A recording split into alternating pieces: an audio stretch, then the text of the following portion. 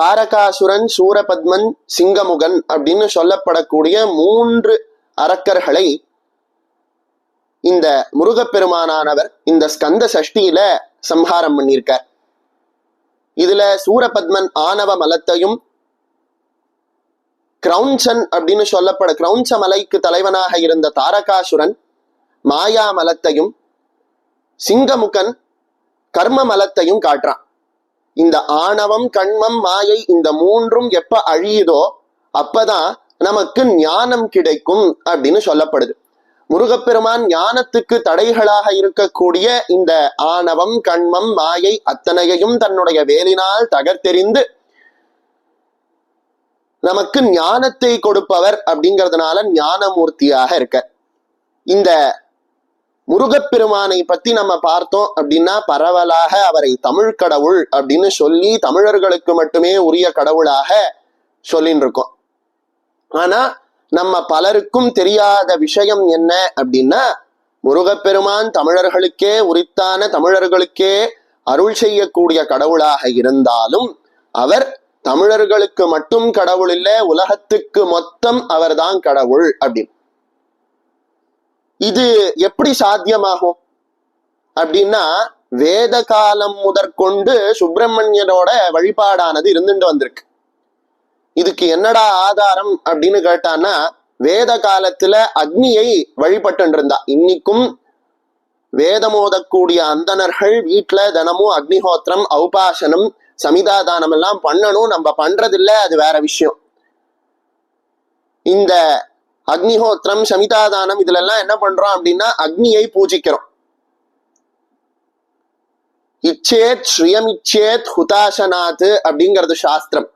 அதாவது யார் யாருக்கெல்லாம் குறைவில்லாத செல்வம் வேண்டுமோ அவர்கள் அத்தனை பேரும் அக்னியை பூஜிக்க வேண்டும் அப்படிங்கிறது சாஸ்திரம். இந்த அக்னிக்கு ஆடுதான் வாகனம்.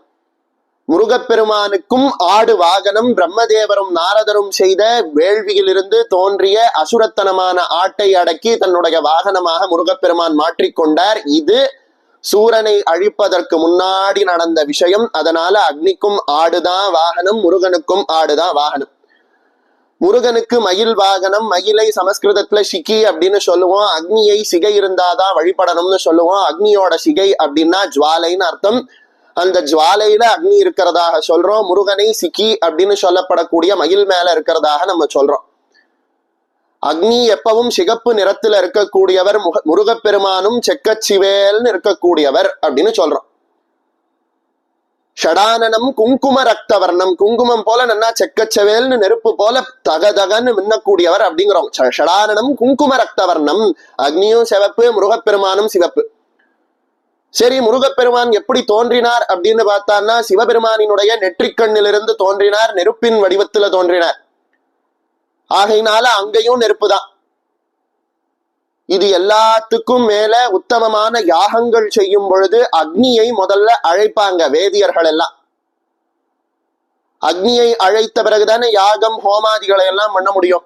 அப்படி அக்னியை அழைப்பதற்கு அக்னி ஆஹ்வானம்னு பேர் கிடையாது, சுப்பிரமணிய ஆஹ்வானம்னு பேர். இன்னைக்கும் அதுதான் பேர். அக்னி ஆஹ்வானம்னு பேர் கிடையாது, சுப்பிரமணிய ஆஹ்வானம்னு பேர். இப்படி வேத காலத்துல அக்னியினுடைய வழிபாடாக இருந்தது, காலப்போக்குல சுப்பிரமணியரினுடைய வழிபாடாக மாறினது அப்படின்னு பல பேர் சொல்லுவா. இது ஒரு பக்கம் இருந்தாலும், வேதத்திலும் சுப்பிரமணியரினுடைய புகழை அக்னி ரூபத்துல சொல்லப்பட்டிருந்தாலும், நம்மளுடைய இந்து மதத்துல முக்கியமான கடவுளாக முருகப்பெருமானை வைத்து நிறுவி முருகப்பெருமானினுடைய புகழை உலகுக்கு எடுத்து சொன்னவர் யார் அப்படின்னா, நம்ம மார்த்தட்டி சொல்லலாம், அது வேற யாரும் இல்லை, நம்ம ஆதிசங்கர பகவத் பாதர் தான்.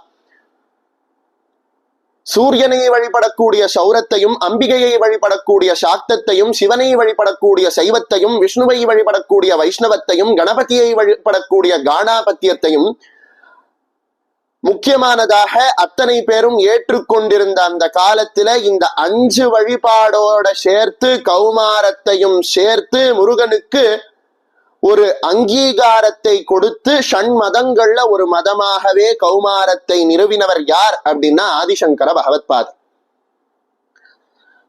ஆதிசங்கர பகவத்பாதரினுடைய பெருமையை பற்றி சொல்லணும்னா சொல்லிக்கிட்டே போகலாம். சாக்ஷாத் தட்சிணாமூர்த்தியினுடைய அவதாரம்.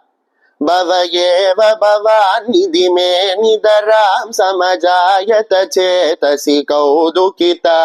பவயேவ பவான், அந்த பரமேஸ்வரனே அவதாரம் பண்ணார் ஆதிசங்கரராக. யார் ஒருத்தர் பூமியில எப்படி அவதாரம் பண்ணியிருந்தாலும் தியான மூலம் குருர் மூர்த்தி அப்படிங்கிற போல, பூஜா மூலம் குருர் வாக்கியம், மந்திர மூலம் மோக்ஷ மூலம் குரு கிருபா அப்படிங்கிற போல, குரு இல்லாம ஒண்ணுமே இல்லை. அந்த வகையில பரமசிவனுக்கே குருவாக இருந்தவர் முருகப்பெருமான். அந்த பரமசிவன் ஜகத்குருவாக ஆதிசங்கரராக அவதாரம் பண்ணின போது குருவை எப்படி சிஷ்யன் மறப்பர்? ஆதிசங்கர பகவத் பாதர் பலவிதமான புஸ்தகங்கள், பலவிதமான கிரந்தங்களை நமக்கு எழுதி கொடுத்திருக்க. இதையெல்லாம் பார்த்தவா என்ன சொல்லுவா அப்படின்னா, ஒரு இடத்துலயும் ஆதிசங்கர பகவத் பாதர் சுப்பிரமணியரை பாடவே இல்லை, அதனால சுப்பிரமணியரை அவர் ஷண்மதங்கள்ல ஒன்னாக நிறுவினாரா அப்படிங்கிறது சந்தேகம் அப்படின்னு சொல்லுவா. அவளோட குடுமைய பிடிச்சு மிடரை பிடித்து இழுத்து சொல்றா போல இருக்கக்கூடிய ஒரு ஸ்தோத்திரம் எது அப்படின்னா சுப்பிரமணிய புஜங்கம். சுப்பிரமணிய புஜங்கம் ஒண்ணு போரும் மற்ற மதங்களுக்கு, அதாவது சைவம், வைஷ்ணவம், சாக்தம் போன்ற மதங்களுக்கு அவர் பல கிரந்தங்கள் செய்ததும், கௌமாரத்துக்கு சுப்பிரமணிய புஜங்கம் செய்ததும் ஒண்ணுதான். ஒரு தட்டுல விஷ்ணு சகஸ்ரநாம பாஷ்யம், பகவத்கீதை பாஷ்யம், பிரம்மசூத்திர பாஷ்யம் அத்தனையையும் வச்சுட்டு இன்னொரு தட்டுல சுப்பிரமணிய புஜங்கத்தை வச்சான்னா ரெண்டும் சமமாக நிற்கும் அப்படின்னு சொல்லுவா. அந்த அளவுக்கு அத்வைத சாஸ்திரமும் அத்வைத ரசமும் சொட்ட சொட்ட சொட்ட சொட்ட சங்கரர் பண்ண ஒரு கிரந்தம் உண்டு அப்படின்னா அது சுப்பிரமணிய புஜங்கம் தான்.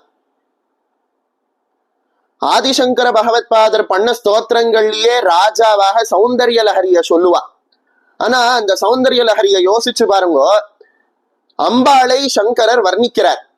அப்போ என்ன ஆகிறது, அம்பாளை விட்டு தனித்து நின்னு பார்த்தாதான் இவர் அம்பாளை வர்ணிக்க முடியும். அப்போ அம்பாள் வேற இவர் வேற அப்படிங்கிற பாவத்துல செய்யப்பட்ட நூல். என்னதான் கடைசியில உன் கூட ஐக்கியமாகணும் அப்படின்னு நினைச்சு அவர் பண்ணியிருந்தாலும், அதாவது சௌந்தர்ய லஹரியோட கடைசியில உன் கூட நான் ஐக்கியமாகணும், பிரதீபஜ்வாலா பிற திவசகர நீராஞ்சன விதிகின்னு அம்பாளோட ஐக்கிய பாவத்தை சொல்லியிருந்தாலும், அம்பாளை அவர் வர்ணிக்கணும்னா அம்பாளை விட்டு தனியா பிரிஞ்சு நின்று அவளோட அழகை அனுபவிச்சாதான் அவரால் அதை பாட முடியும். ஆனால் இந்த சுப்பிரமணிய புஜங்கத்தை சுப்பிரமணியனே தனக்குள்ள இருந்து பாடினார்னு முதல் ஸ்லோகத்திலேயே சங்கரர் சொல்லிடுற. ஆக இந்த சுப்பிரமணிய புஜங்கத்தோட ஸ்லோகத்தை தொட்டாலும் சரி, கடைசி ஸ்லோகத்தை தொட்டாலும் சரி, நடுவுல இருக்கிற ஸ்லோகத்தை தொட்டாலும் சரி, என்னதான் இருக்கு இந்த சுப்பிரமணிய புஜங்கத்துல அப்படின்னா அத்வைத சாஸ்திரம் அடங்கி இருக்கு அப்படின்னு சொல்லிடலாம். அதுதான் சுப்பிரமணிய புஜங்கத்தோட ரகசியம். என்ன ரகசியம்? எல்லாம் முருகப்பெருமான் தான், சர்வம் ஷண்முகமயம் ஜகத்து அப்படின்னு சொல்றா போல. பொதுவா சர்வம் விஷ்ணுமயம் ஜகத்துன்னு சொல்லுவோம்.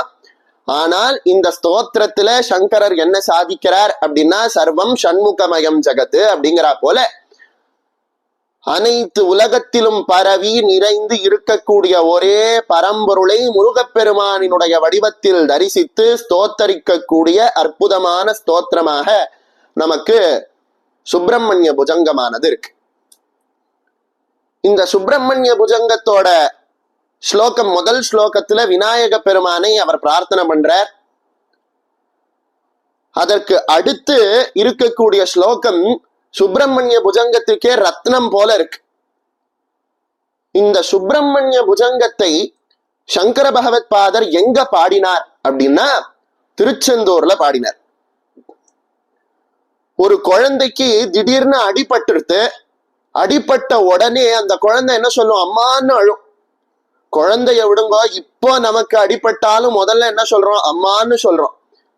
ஏன் அப்படின்னா நமக்கு ஆபத்துன்னு வந்துட்டான்னா நம்மளுடைய தாயானவள் நம்மை காப்பாள் அப்படிங்கிற நம்பிக்கை நம்மளோட மனதுல ஆழ பதிந்ததுனால நம்மளையும் அறியாமல் முதல்ல யார கூப்பிடுறோம்? அம்மாவை கூப்பிடுறோம்.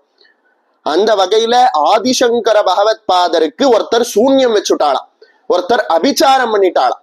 இப்போ அவருக்கு ஒரு தீங்கு வருது, அந்த தீங்குனால அவருக்கு உடம்புல நோய் வருது. அந்த நோய் வந்த போது அவர் என்ன பண்ணுவார்? எந்த ஒரு தெய்வம் மனதுக்கு பரிச்சயமாக எந்த தெய்வத்தை வணங்கினால் உடனே கூப்பிட்ட குரலுக்கு ஓடி வரும் அப்படின்னு அவருடைய மனது ஆழமாக நம்புறதோ அதை தானே சொல்லுவா. எப்படி நம்ம கையில அடிபட்டதும் அம்மா நம்மளை காப்பாத்துவாங்கிற நம்பிக்கையில அம்மான்னு கூப்பிடுறோமோ அத போல சன்னியாசியான அவர் மாதாச்ச பார்வதி தேவி பிதா தேவோ மகேஸ்வரக பாந்தவா சிவபக்தாஷ்ட ஸ்வதேஷோ புவனத்ரயம், என்னோட அம்மா பார்வதி தேவி, என்னோட அப்பா பரமேஸ்வரன், என்னோட பந்துக்கள் சிவபக்தர்கள், என்னுடைய தேசம் இந்த உலகம் முழுக்க அப்படின்னு சொன்ன சங்கர பகவத் பாதருக்கு, உலகமே தன்னுடைய பந்துவாக பார்த்த சங்கர பகவத் பாதருக்கு தனக்கு ஒரு ஆபத்து அப்படின்னு வந்ததும் யாரை நினைக்கணும்னு தோணித்து அப்படின்னா சுப்பிரமணியரை நினைக்கணும் அப்படின்னு தோணித்தான். அப்போ அவருடைய ஆழ் மனதுல புகுந்து இருந்த தெய்வம் யாரு அப்படின்னா சுப்பிரமணியர். இத நான் சொல்லல, அவரே ஸ்லோகத்துல சொல்ல போறார், அதை உற்றுலாம். எதுக்கு இப்ப இத சொல்ல வந்தேன் அப்படின்னா, ஆதிசங்கரர் ஒரே ஒரு ஸ்தோத்திரத்தை சுப்பிரமணியனுக்கு செய்திருந்தாலும் அந்த ஸ்தோத்திரம் ரத்தனம் போல இருக்கு ஒண்ணு. ரெண்டாவது என்ன அப்படின்னா, சுப்பிரமணியனை நினைத்து ஒரே ஒரு ஸ்தோத்திரம் செய்திருந்தாலும் அந்த ஸ்தோத்திரம் அவர் எப்ப செய்தார் அப்படிங்கிறத யோசிக்கணும். தனக்கு ஆபத்துன்னு ஒண்ணு வந்த பிறகு அந்த ஆபத்திலிருந்து தன்னை காப்பாற்ற யாரால் முடியுமோ அவரை நினைத்து பண்ண ஸ்தோத்திரம் அப்படிங்கிறதுனால சுப்பிரமணியர் அவருக்கு மனதில் ரொம்ப பிடித்த பரிச்சயமான ஒரு தெய்வம் அப்படின்னு புரிஞ்சுக்கணும். இப்போ ஆச்சாரியர் இதை எந்த இடத்துல பண்றார் அப்படின்னா திருச்செந்தூர் முருகப்பெருமானை பார்த்து பண்றார். திருச்செந்தூர் முருகப்பெருமானினுடைய கதைய, திருச்செந்தூர் முருகப்பெருமானினுடைய பெருமைய சொல்லணும் அப்படின்னா பெருசா ஒண்ணும் வேண்டாம், ஒரே ஒரு திருப்புகழ் போறோம். கயர்வாகி இரவு பகல் மனது சிந்தி துழலாதே உயர் கருணை புரியும் இன்ப கடல் மூழ்கி உனையனதுளறியும் அன்பை தருவாயே மயில் தகர்கலிடையறந்த தினை காவல் வனச குரமகளை வந்தி தனைவோனே கையிலை மலையணைய செல்தில் பதி வாழ்வே. நல்லா கவனிங்கோ வார்த்தைய, கையிலை மலையணைய செந்தில் பதி வாழ்வே. யாருக்கெல்லாம் கைலாசம் மானசரோவருக்கு போய் தரிசனம் பண்ண முடியலையேன்னு வருத்தமா இருக்கோ அவள்லாம் என்ன பண்ணலாம்னா ஒரு ட்ரெயினை பிடிச்சு திருச்செந்தூர்ல இறங்கி கந்தமாதான பர்வதத்துல அதோட குகையில இருக்கக்கூடிய முருகப்பெருமானை போய் நாம தரிசனம் செய்தா போருமா? கைலாச மலை போயிட்டு வந்த புண்ணியமா? நான் சொல்லல, அருணகிரிநாதர் சொல்லியிருக்கார். கையிலை மலையணைய செந்தில் பதி வாழ்வே. திருச்செந்தூர் தான் கைலாசம், கைலாசம் தான் திருச்செந்தூர். இப்படி கைலாசமே பூலோக கைலாசமாக இருக்கக்கூடிய திருச்செந்தூர்ல பண்ண ஸ்லோகம் சௌந்தர்ய லஹரி கைலாசத்திலிருந்து கொண்டு வந்த ஸ்லோகம். சுப்பிரமணிய புஜங்கம் எங்க பண்ணது அப்படின்னா பூலோக கைலாசத்திலேயே உட்கார்ந்துட்டு பண்ண ஸ்லோகம். அங்கேருந்து கொண்டு வந்த ஸ்லோகம் பெருசா, அங்கேயே உட்கார்ந்து பண்ண ஸ்லோகம் பெருசா அப்படின்னா அங்கேயே உட்கார்ந்து பண்ண ஸ்லோகம் பெருசுன்னு சொல்ல தோன்றது இல்லையா? கைலை மலையணைய செந்தில் பதி வாழ்வே. கைலாசமேதான் திருச்செந்தூர். இன்னொன்னு, திருச்செந்தூர் முருகனுக்கு ஒரு பெரிய விஷயம் என்ன அப்படின்னா, திருச்செந்தூர் முருகன் கையில ஒரு தாமரை பூ இருக்குமா. இன்னைக்கு கூட போய் பார்த்தேன்னா குருவாயூரப்பன் மாதிரி கையில ஒரு தாமரை பூ வச்சுன்னு இருக்க. இந்த சத்சங்கத்துல நிறைய பெரியவர்கள் இருக்கீங்க. அந்த பெரியவர்கள் எல்லாம் பல சமயம் மகா பெரியவரையும் பால பெரியவரையும் போய் தரிசனம் செய்திருப்பீங்க. ஆனா அவர் ஆசீர்வாதம் பண்றதுக்குன்னு உட்கார்ந்து இருந்த போது அவரை சென்று தரிசிக்கும் போது நமக்கு ஏற்படக்கூடிய மன நிம்மதி வேற. ஆனா நம்ம மகா பெரியவர் சந்திரமௌலீஸ்வர பூஜைய ருத்ரோன்சமக்கம் சகிதமா பண்றதே, போய் அவர் பூஜை பண்றதே நம்ம பாக்குறது, அது ஒரு தனி சுகம். அதனாலதான் சாஸ்திரத்துல எல்லாம் சொல்லுவா, என்ன சொல்லுவா அப்படின்னா, பெரியவாளை தரிசனம் பண்ண போறோம் அப்படின்னா வயசுல பெரியவாளாக இருந்தாலும் சரி, நம்ம மடத்துல இருக்கக்கூடிய பெரியவர்களாக இருந்தாலும் சரி, எப்போ பெரியவாளை தரிசனம் பண்ணணும் அப்படின்னா அந்த பெரியவா பூஜை பண்றதே போகணுமா. அவ ஆயாசமா உட்கார்ந்து இருக்கிறதே போகப்படாதான், அவ பூஜை பண்றதே போகணுமா.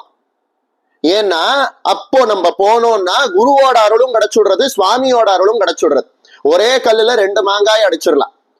அதனாலதான் என்ன பண்ணுவா அப்படின்னா, இன்னைக்கும் சந்திரமௌலீஸ்வர பூஜையை பார்க்கறதுக்கு அத்தனை கூட்டம் வர்றதுக்கு காரணம் என்ன அப்படின்னா, பரமேஸ்வரனோட அருளும் கிடைக்கிறது, பரமேஸ்வரனோட ஸ்வரூபமாக இருக்கக்கூடிய குருவோட அருளும் கிடைக்கிறது. இதே ரூபத்துலதான் முருகப்பெருமான் திருச்செந்தூர்ல இருக்கார். கையில தாமரப்பூ வச்சுன்னு இருக்கார். சூரனை வதம் பண்ணிட்டு வந்துட்டு அந்த திருச்செந்தூர் கடற்கரையில 5 லிங்கங்களை பிரதிஷ்டை பண்ணி பவாய தேவாய நமஹ, சர்வாய தேவாய நமஹ அப்படின்னு அர்ச்சனை பண்ணிட்டு இருக்கார். இப்படி இவர் இங்க அர்ச்சனை பண்ணிட்டு இருக்கிறதே தேவர்கள் எல்லாம் வந்து கூடிட்டாளாம். அவ என்ன பண்றாளாம், முருகப்பெருமானே சிவ பூஜை பண்றாளே அப்படின்னுட்டு வேத மந்திரத்தால சுப்பிரமணியோகம் சுப்பிரமணியோகம் சுப்பிரமணியோம் அப்படிங்கிறா. வேதத்தால முருகப்பெருமானை ஸ்தோத்திரம் பண்றாளாம். அப்படி பூஜை பண்ணிட்டே இருக்கிறதே முருகப்பெருமானுக்கு யாரோ நம்மள கூப்பிடுறா போல் இருக்கு அப்படின்னு முருகப்பெருமான் கையில எடுத்த தாமரை பூவை எதிர்க்க இருந்த பரமேஸ்வரனுக்கு வைக்காம அப்படி திரும்பி பார்க்கிறாராம்.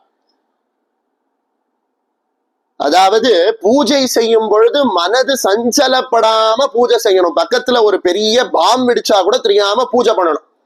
ஆனா நம்ம ஆத்துல ரொம்ப திவ்யமா பூஜை பண்ணுவோம். கேசவா எனமக, பால் வந்துட்டா பாத்தியா, மாதவா எனமக, பால் காய்ச்சிட்டியாடி, இப்படிதானே நம்ம பூஜை பண்றோம்.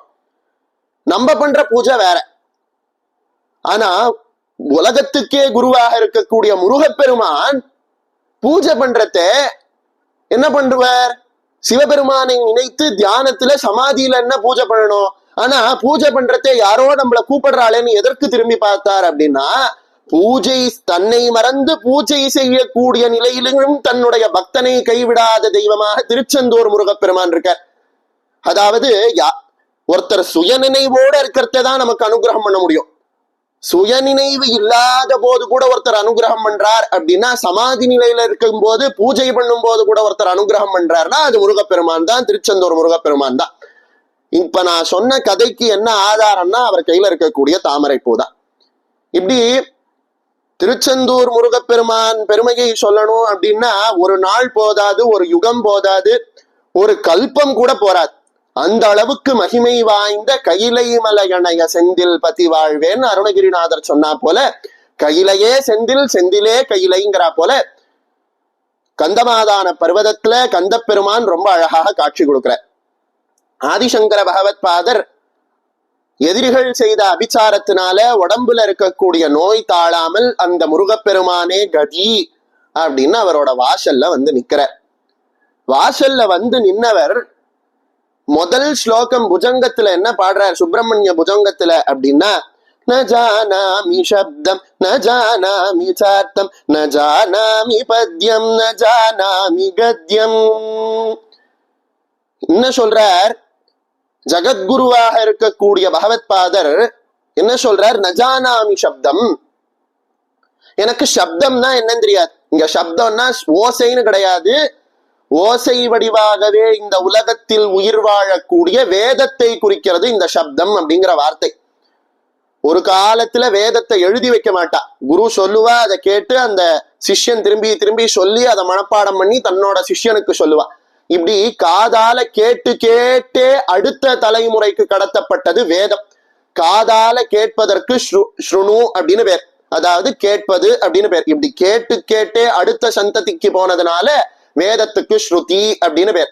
இப்படி சப்த வடிவத்திலேயே உலகத்தில் இருக்கக்கூடிய வேதத்தை நஜானாமி சப்தம் அப்படிங்கிற, எனக்கு சப்தம் தெரியாது, வேதம் தெரியாது. யாரு, பகவத் பாதர் சொல்ற, பிரம்மசூத்திர பாஷ்யம் எழுதின பகவத் பாதர் எனக்கு வேதம் தெரியாதுங்கிற. அடுத்து என்ன சொல்றார், நஜானாமி சார்த்தம், எனக்கு வேதம் தெரியாது, வேதத்தோட அர்த்தம் தெரியாது. நஜானாமி பத்யம், எனக்கு அழகழகா சமஸ்கிருதத்துல ஸ்லோகங்கள் பண்ணி பாட தெரியாது. நஜானாமி கத்யம், எனக்கு கத்யம் பாட தெரியாது சமஸ்கிருதத்துல. சரி, உனக்கு வேற என்னதான் பண்ண தெரியும்னு சங்கரரை கேட்ட போது சொன்னார், சிதேகா ஷடாஸ்யா ஹிருதித்யாயதேமே முகசன்சரந்தே கிரிஷ்சாபி சித்திரம் அப்படிங்கிற. என்ன சொன்னார், எனக்கு வேதம் தெரியாது, வேதத்தோட பொருள் தெரியாது, சமஸ்கிருதத்துல பாட தெரியாது, ஒன்னும் தெரியாது. அப்ப என்னதான் தெரியும் அப்படின்னா, நான் என் கண்ணை மூடுறேன், என் கண்ணை மூடின போது என்னுடைய ஹிருதயத்துல, கண்ணை மூடின போது தெரிஞ்சதுன்னு சும்மா சொல்லிடல, என்ன சொல்றார்? சிதேகா ஷடாஸ்யா ஹிருதி தியாயத்தேமே. நான் கண்ணை மூடி தியானம் பண்ணும் போது என்னுடைய ஹிருதய கமலத்துல ஒண்ணு தெரியறது. என்ன தெரியறது? ஷடாஸ்யா 6 முகம் தெரியறதா. முகாசன்சரந்தே கிரிஷ்சாபி சித்திரம். என்னோட ஹிருதய கமலத்துல அந்த 6 முகம் உட்கார்ந்துட்டு பேசுறது. அந்த 6 முகம் பேசுறத நான் வாயசைக்கிறேன் அப்படிங்கிற. அதாவது இதுல இருந்து என்ன தெரியறது அப்படின்னா, ஆச்சாரியர் எனக்கு வேதம் தெரியாது, ஒன்னும் தெரியாது, ஆனா என்னுடைய மனதுக்குள்ள என் ஹிருதயத்துல வாக்கினின்றிருந்து சப்தங்களாக வெளியில வருது. என்ன அப்படின்னா, என்னுடைய ஹிருதயத்துல இருந்து முருகப்பெருமான் பேசக்கூடியதுதான் சப்தமாக வருது அப்படிங்கிற. ஆக நம்ம கண்ணுக்கு பேசுறது வேற ஒருத்தனாக தெரிந்தாலும் உண்மையில பேசுறது, உண்மையில பாடுறது யாரு அப்படின்னு கேட்டா, 6 முகத்தோட விளங்கக்கூடிய ஞான ஒளி என்னோட ஹிருதயத்துல தோன்றவே என்னுடைய வாக்கிலிருந்து புஜங்கமானது வருது அப்படிங்கிற. இதுல இருந்து என்ன தெரியறது அப்படின்னா, அத்வைத சாஸ்திரத்தோட சாராம்சம் தெரிஞ்சுடுறது. இந்த ஒரு வரியில அத்வைத சாஸ்திரத்தோட சாராம்சமே இருக்கு அப்படின்னு சொல்லிடலாம். சந்தோக்கிய உபனிஷத் அப்படின்னு அற்புதமான ஒரு உபனிஷத். அத யதஸ்மின் பிரம்மபுரே தஹரம் புண்டரீகம் வேஷம் தஹரேஸ்மின் அந்தராகாசஸ்திதம் அப்படிங்கிற. இந்த உடம்புலதான் ஆன்மாவானது வசிக்கிறதுனால, பிரம்மஸ்வரூபமான ஆன்மாவானது வசிக்கிறதுனால இந்த உடம்புக்கு பிரம்மபுரம் அப்படின்னு பேராம். நான் சொல்லல, சந்தோக்கிய உபனிஷத் சொல்றது. அத யதஸ்மின் பிரம்மபுரே, இந்த உடம்புக்குள்ள ஆன்மா வடிவத்துல அந்த பரபிரம்மமான பரம்பொருள் வாழ்வதனால் பரம்பொருளினுடைய வீடு அப்படிங்கிற பொருள்பட இந்த உடம்புக்கு பிரம்மபுரம் அப்படின்னு பேர். சரி, இந்த உடம்புல பரம்பொருள் இருக்கு, ஒத்துக்கிறோம். எங்க இருக்கு? அதுக்கும் அடுத்து பதில் சொல்றது சந்தோக்கிய உபனிஷத். தஹரம் புண்டரீகம் வேஷம். இந்த உடம்புக்குள்ள தஹராகாசம் அப்படின்னு ஒரு இடம் இருக்கு. அந்த தஹராகாசம் எப்படி இருக்கு அப்படின்னு கேட்டா, புண்டரீகம் வேஷம், ஒரு தாமரை பூ வடிவத்துல இருக்கா. சரி, தஹரேஸ்மின் அந்தராகாசஸ்திதம். அந்த தாமரை பூவுக்குள்ள என்ன இருக்கு அப்படின்னா, ஒரு ஆகாசம் இருக்கு, ஒரு கேப் இருக்கு. அந்த கேப்புக்குள்ள ஆன்மாவானது இருக்கு அப்படிங்கிறது. இதையேதான் பகவத்கீதையில கிருஷ்ண பரம்பொருளும் சொல்றான், கிருஷ்ண பரமாத்மாவும் சொல்றான். யார் ஹிருதயத்தினுள்ள, அதாவது ஹிருதய கமலத்துக்குள்ள தஹராகாசத்துக்குள்ள இருக்காளோ அவாதானே நான் இங்க இருக்கேன்னு சொல்ல முடியும். அதனால கிருஷ்ணன் சொல்றான், சர்வஸ்ய சாகம் ஹிருதி சந்நிவிஷ்டோ மத்தஸ்மிதிர் ஞானம் அபோஹனம் ச. அதுல 2வது வரிக்கு நான் அப்புறம் வரேன். முதல்ல என்ன சொல்ற? சர்வஸ்ய சாகம் ஹிருதி சந்நிவிஷ்டம். சர்வஸ்ய சாகம், எல்லாருக்குள்ளையும் நான், ஹிருதி சந்நிவிஷ்டம், அவர்களினுடைய ஹிருதயத்துல, அவர்களினுடைய இதய கமலத்துல நான் இருக்கேன் அப்படிங்கிறது. சரி, உபனிஷத் இந்த உடம்புக்கு பிரம்மபுரம்னு பேரு. அந்த பிரம்மபுரத்துக்குள்ள தஹராகாசத்துல ஒரு தாமரை பூ வடிவத்துல இருக்கக்கூடிய ஒரு இடத்துல ஆன்மாவானது இருக்கு அப்படின்னு சொல்றது. பகவத்கீதையில கிருஷ்ணன் என்ன சொல்றான்? எல்லாரோட உடம்புக்குள்ளேயும் நான் தான் ஆன்மாவாக இருக்கேன்னு சொல்லிடுறான். சரி, இந்த தஹராகாசம் எங்க இருக்கு? தஹராகாசமானது இருக்கு, சந்தோக்கிய உபனிஷத் சொல்லிடுத்து. இந்த தஹராகாசம் எங்க இருக்கு அப்படின்னு கேட்டா, தைத்திரிய உபனிஷத் சொல்றது நாபியாமுபரி திஷ்டதி அப்படி. நம்மளோட உடம்புல இருக்கக்கூடிய நாபியில இருந்து 1 அங்குலத்துக்கு மேல இருக்கக்கூடிய இடத்துல கீழ் நோக்கின தாமரை பூவை போல இருக்கக்கூடிய ஹிருதய புண்டரீகத்துல, இதய கமலத்துல சுவாமியானவர் நம்ம உடம்புக்குள்ள இருக்கார் அப்படிங்கிறது. இத எங்க பிரத்யக்ஷமா பார்க்கலாம் அப்படின்னா, காஞ்சி காமாட்சியினுடைய சன்னதியில நம்ம பார்க்கலாம். காஞ்சி காமாட்சியினோட சன்னதியில சந்தான ஸ்தூபி அப்படின்னு ஒரு ஸ்தூபம், ஒரு தூண் இருக்கும். அந்த தூண்ல சதி தேவியினுடைய தொப்புள் கொடியானது விழுந்தது அப்படின்னு சொல்லுவா. அந்த தூண்லயே சதி தேவியினுடைய தொப்புள் கொடியானது இருக்கு. அதுல இருந்து நேர அப்படி பார்த்தோம்னா கர்ப்ப கிரகத்துல காஞ்சி காமாட்சி தெரியவா. வேதம் என்ன சொல்றது? நாபியாம் உபரி திஷ்டதி, நாபிக்கு மேல ஒரு அங்குலத்துக்கு மேல தகராகாசம் இருக்கு, அந்த தகராகாசத்துல பரபிரம்மம் இருக்கு, அந்த பரபிரம்மம் ஆன்ம வடிவத்துல இருக்குங்கிறது. அதற்கேர்த்தா போல சந்தான ஸ்தூபியில தொப்புள் இருக்கு, அந்த நாபி இருக்கு. அந்த நாபியிலிருந்து நேர பார்த்தோம்னா கர்ப்ப கிரகத்துல ஹிருதய புண்டரீகத்துல இருக்கக்கூடிய பரம்பொருளினுடைய வடிவத்துல காமாட்சியானவள் இருக்கா.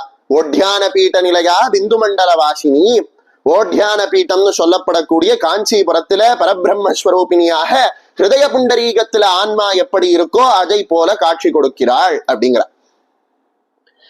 இதெல்லாம் எதுக்கு சொல்ல வந்தேன் அப்படின்னா, ஹிருதய புண்டரீகத்துல இருக்கக்கூடிய ஆன்மாவானது எல்லாருக்கும் ஒண்ணுதான். உங்களுக்குள்ள இருக்கிற ஆன்மாவும் எனக்குள்ள இருக்கக்கூடிய ஆன்மாவும் ஒண்ணுதான். அது யாருன்னு கேட்டா அதுதான் பரம்பொருள், அதுதான் ஈஸ்வரன், அதுதான் சக்தி, அதுதான் மகாவிஷ்ணு, அதுதான் கணபதி, அதுதான் சூரியன், அதுதான் ஷண்முகன், அதுதான் திருச்செந்தூர்ல முருகனாக இருக்கு. அதே பரபிரம்மம் தான் திருச்செந்தூர்ல முருகனா இருக்கு. அதை எங்க சொல்றார் அப்படின்னா, அந்த பரம்பொருளினுடைய வடிவம் தான் திருச்செந்தூர்ல சன்னிதானம் கொண்டு இருக்கு அப்படிங்கிறார். அப்படின்னா சிதேகா ஷடாஸ்யா ஹிருதித்யாயதேமே, திருச்செந்தூர்ல இருக்கக்கூடிய ஆறுமுக பெருமான் என்னுடைய ஹிருதய புண்டரீகத்துல காட்சி கொடுக்கிறான் அப்படிங்கிற. முதல் ஸ்லோகத்திலேயே பிரம்ம தத்துவத்தை சொல்லிடுறார். பிரம்மம் எங்க இருக்கு அப்படின்னு கேட்டான்னா இத்தனை பார்க்க வேண்டியது இருக்கு. சந்தோக்கிய உபனிஷத் பார்க்க வேண்டியது, பகவத்கீதை பார்க்க வேண்டியது, தைத்திரிய உபனிஷத் பார்க்க வேண்டியது, இவ்வளவையும் பார்த்து புரிஞ்சுக்க வேண்டிய விஷயத்த ஹிருதித்யாயதேமே அப்படிங்கிற ஒரே வார்த்தையில சொல்லிடுற. அந்த பரம்பொருளினுடைய வடிவத்துல ஹிருதய புண்டரீகத்துல ஆன்மஸ்வரூபமாக முருகப்பெருமான் இருக்கான். சரி, முருகப்பெருமான் நம்மளுடைய ஆன்மாவில பரம்பொருளினுடைய வடிவத்துல இருக்கார். அங்க உட்கார்ந்துட்டு என்ன பண்றார் அப்படின்னு கேட்டா, மத்த ஸ்மிருதிர் ஞானம் அபோகனம் ச அப்படிங்கிற. அங்க உட்கார்ந்துட்டு, இது பகவத்கீதை, கிருஷ்ணன் என்ன சொல்றான்? சர்வஸ்ய சாகம் ஹிருதி சன்னிவிஷ்டோ மத்த ஸ்மிருதிர் ஞானம் அபோகனம் ச. பார்த்தா, ஹே அர்ஜுனா, நான் எல்லா ஜீவன்களுக்குள்ளையும் ஆன்ம வடிவத்தில பரம்பொருளாக அவர்களோட ஹிருதய கமலத்துல உட்கார்ந்துட்டு இருக்கேன். எல்லாம் சரி கிருஷ்ணா, அங்க உட்கார்ந்துட்டு நீ என்ன பண்ற அப்படின்னு கேட்டானாம் அர்ஜுனன். மத்த ஸ்மிருதிர் ஞானம் அபோகனம் ச. அங்க உட்கார்ந்துட்டு எந்த ஜீவனுக்குள்ள நான் இருக்கேனோ அந்த ஜீவனோட அறிவு ஞானம் அத்தனையுமாக நானே இருந்து அவர்களை நானே இயக்குகிறேன் அப்படிங்கிற. வாஸ்தவத்துல நான் கதை சொல்ற மாதிரி தெரியறது, உங்களுக்கு கேட்கறா போல தெரியறது, என் முன்னாடி லேப்டாப் இருக்கா மாதிரி தெரியறது, உங்க முன்னாடி கம்ப்யூட்டரோ லேப்டாப்போ செல்போனோ இருக்கிறதெல்லாம் தெரியாது.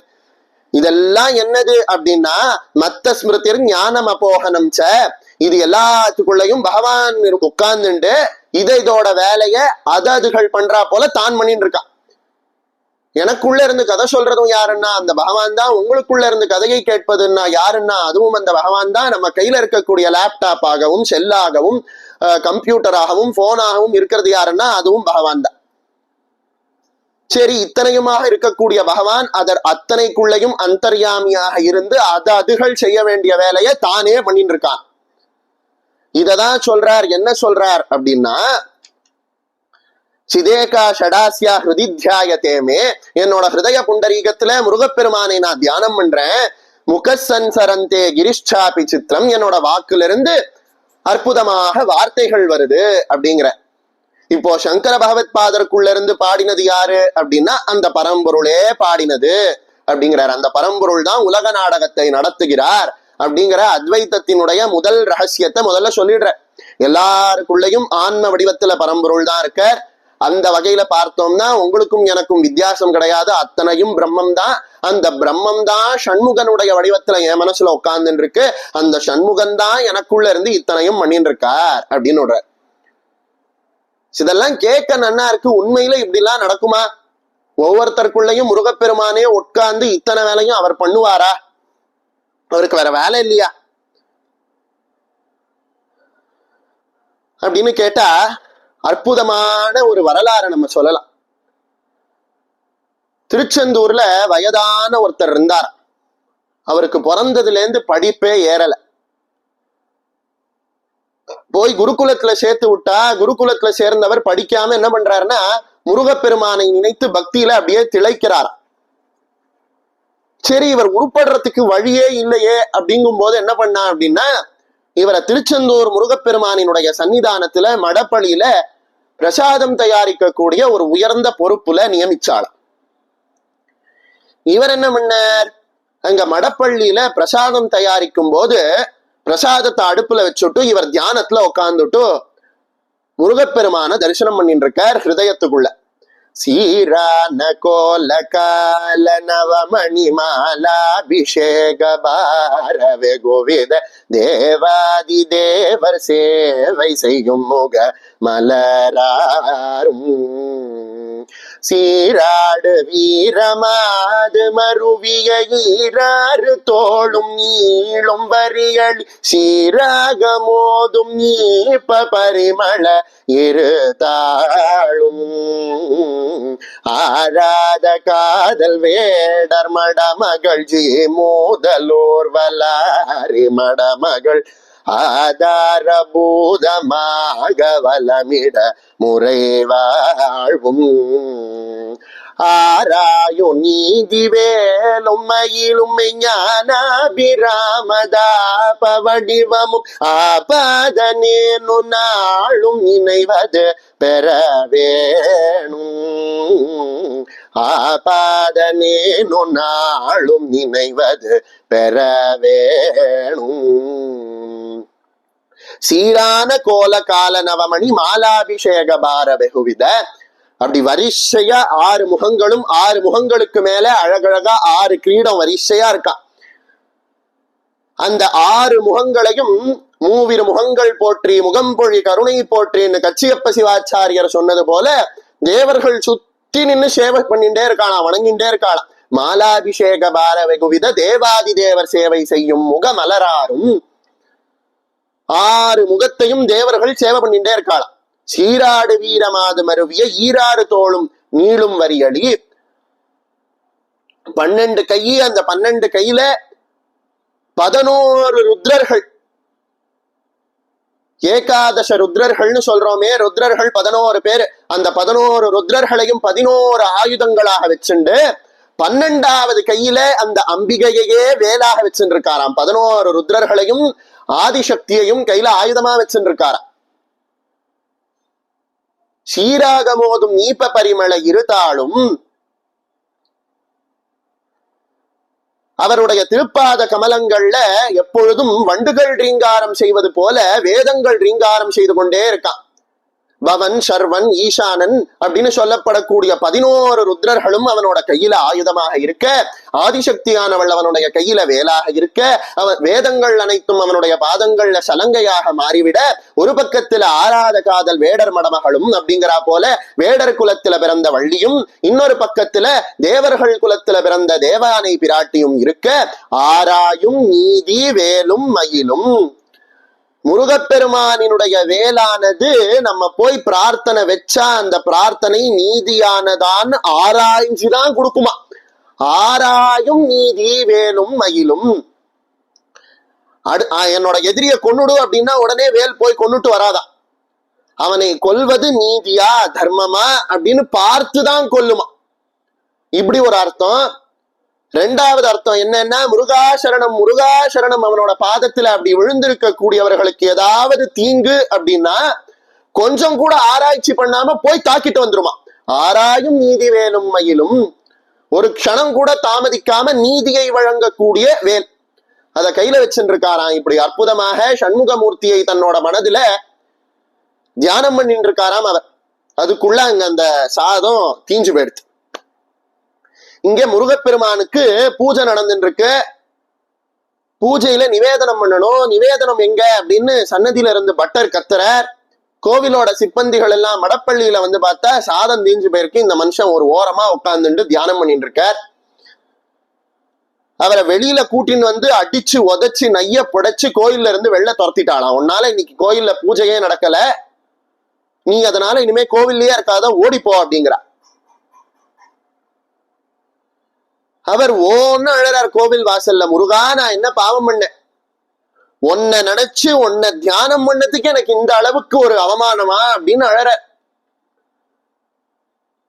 உன்னை தியானம் செய்ததற்கு எனக்கு இப்படி ஒரு அதர்மம் நிகழணும் அப்படின்னு இருந்ததுன்னா இந்த உடல்ல இந்த உயிர் இருந்து என்ன பிரயோஜனம், நான் இந்த உடம்ப மாய்ச்சிக்கிறேன் அப்படின்ட்டு கடலை நோக்கி ஓடுறார், கடல்ல விழுந்து உயிரை விடுறதுக்கு. அப்போ ஒரு கை வந்து பிடிக்கிறதா, யாரோட கை நம்மள தடுக்கிறது அப்படின்னு அந்த பிடிச்ச தன்னுடைய கையை பிடித்த கையை பார்க்கிறார். அந்த கையில 5 விரல்கள்லையும் அற்புதமான ரத்னங்கள் பதித்த மோதிரமும் பலவிதமான தங்க வளையல்களும் போட்ட வீர கழல்கள், வீர கடகம் அணிந்த அற்புதமான கைகள் தெரியறதா. ஆச்சரியப்பட்ட அந்த கைக்கு உரியவர் யாரு அப்படின்னு பார்த்தானா, ஷடானனம் குங்கும ரக்தவர்ணம் மகாமதிம் திவ்ய மயூர வாகனம் அப்படிங்கிற போல 6 முகங்களும் செக்கச்சவேல் சிவந்த உடலும் அற்புதமான ஞானத்தை உடையவரும் திவ்யமான மயில் மேல ஏறி வந்த கூடிய அந்த முருகப்பெருமான் கடல்ல விழுந்து உயிரை விட போன அந்த அவருடைய பக்தனை கையை பிடிச்சு நிறுத்துறார். நிறுத்தி அந்த பக்தரோட கையில ஒரு பண மூட்டைய கொடுத்து, அப்பா திருச்செந்தூர் புராணத்தை நீ பாடு, நீ அந்த திருச்செந்தூர் புராணத்தை பாடுறதே என்ன நினைச்சுட்டே நீ உருகின்றே இருந்தாலும் யாரும் உன்னை கேட்க முடியாது. ஏன்னா உன்னை பாட சொல்லி சொன்னது நான். உனக்கு வேற ஒரு மனிதன் உனக்கு சம்பளம் கொடுத்து சோறு போடுறவனாக இருக்கும் போதுதானே உன்னால என்ன தியானம் பண்ண முடியல. இப்போ உனக்கு சம்பளம் கொடுத்து உனக்கு சோறு போடுறது யாரு அப்படின்னா நான் தான். புவியிலன்றை கல்றையை பவர்வை பெண் அருணகிரிநாதர் சொல்லுவார், சந்நியாசிகளினுடைய வைப்பு நிதி என்ன அப்படின்னா, சந்நியாசிகளோட ஒரு பெரிய புதையல் எது? சன்னியாசிகள் கையில முதல்ல புதையலே இருக்கப்படாது. ஆனா சன்னியாசிகள் கையில புதையல் இருக்கு அப்படிங்கிற, அது என்ன புதையல் அப்படின்னா அது முருகன் தானா.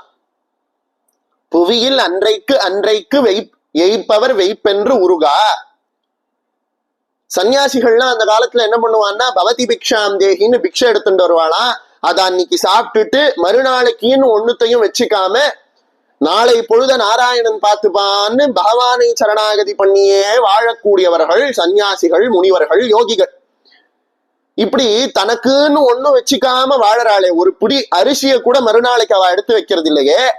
அவ கையில என்னடா புதையல் இருக்கு அப்படின்னு கேட்டானா, அவ ஹிருதய புண்டரீகத்துல இருக்கக்கூடிய முருகப்பெருமான் தான் அவளோட புதையல் அப்படின்னு நான் சொல்லல, அருணகிரிநாதர் சொல்ற. புவியில் அன்றைக்கு அன்றைக்கு எய்ப்பவர் வெய்ப்பன்று உருகா அப்படின்னு. ஆக நீ என்ன நினைச்சுட்டே திருச்செந்தூர் புராணத்தை பாடு, உன்னோட தலைவன் நான் தான், அதனால யாரும் நீ வேலை பார்க்கலன்னு சொல்ல மாட்டா, நீ என்ன நிம்மதியா தியானம் பண்ணலாம் அப்படின்னா. முருகப்பெருமான் சொன்னதை கேட்டு ரொம்ப சந்தோஷப்பட்டு அவர் கொடுத்த பொருளை வைத்து தன்னுடைய ஜீவனத்தை நடத்தி முருகப்பெருமான் சொல்ற போல அழகாக திருச்செந்தூர் புராணத்தை எழுதின்னு இருக்கார். எழுதி முடிக்கிறார். எழுதின ஓலைகளை திருச்செந்தூர் முருகப்பெருமானினுடைய சன்னதியில அரங்கேற்றம் பண்ணணும் அப்படின்னு எடுத்துன்னு போறார். அங்க இருந்த பட்டர்களுக்கெல்லாம் இவர் மேல ஏற்கனவே இருந்த கடுப்பு, இவனால பூஜை கெட்டு போச்சு அப்படின்ற கடுப்பு. ஆகையினால என்ன பண்றார் அப்படின்னா, அங்க இருந்த பட்டர்கள் எல்லாம் அவர் எழுதின திருச்செந்தூர் புராணத்தை வாங்கி கடல்ல வீசுறார். திருச்செந்தூர் கடல்ல வீசுறாங்க. அவர் அதை கண்டு மனது நொந்து போய், இதுக்கு மேல என்ன இனிமே முருகா முருகான்னு வாழ்க்கையை ஓட்டிடலாம் அப்படின்னு முருகனை தியானம் பண்ணிட்டு இருக்கார். இங்க இந்த பட்டர்கள் வீசி எரிஞ்ச அந்த திருச்செந்தூர் புராணத்தினுடைய ஓலைகள் இலங்கையில இருக்கக்கூடிய பனைமுனை அப்படிங்கிற கிராமத்துல கரை ஒதுங்கிட்டான். கரை ஒதுங்கின அந்த ஓலைகளை ஒரு மீனவ குடும்பத்தை சேர்ந்த ஒருத்தன், பெரிய முருக பக்தன், அவன் அதை எடுத்து படிக்கிறான். படிச்சவனுக்கு ஆஹா, இவ்வளவு அர்த்தம் வாய்ந்த தமிழ் பாடல்களை யார் பாடியிருக்கான்னு தெரியலையேன்னு அதை எடுத்துட்டு வந்து தான் பூஜை அறையில வச்சு பாதுகாக்கிறான்.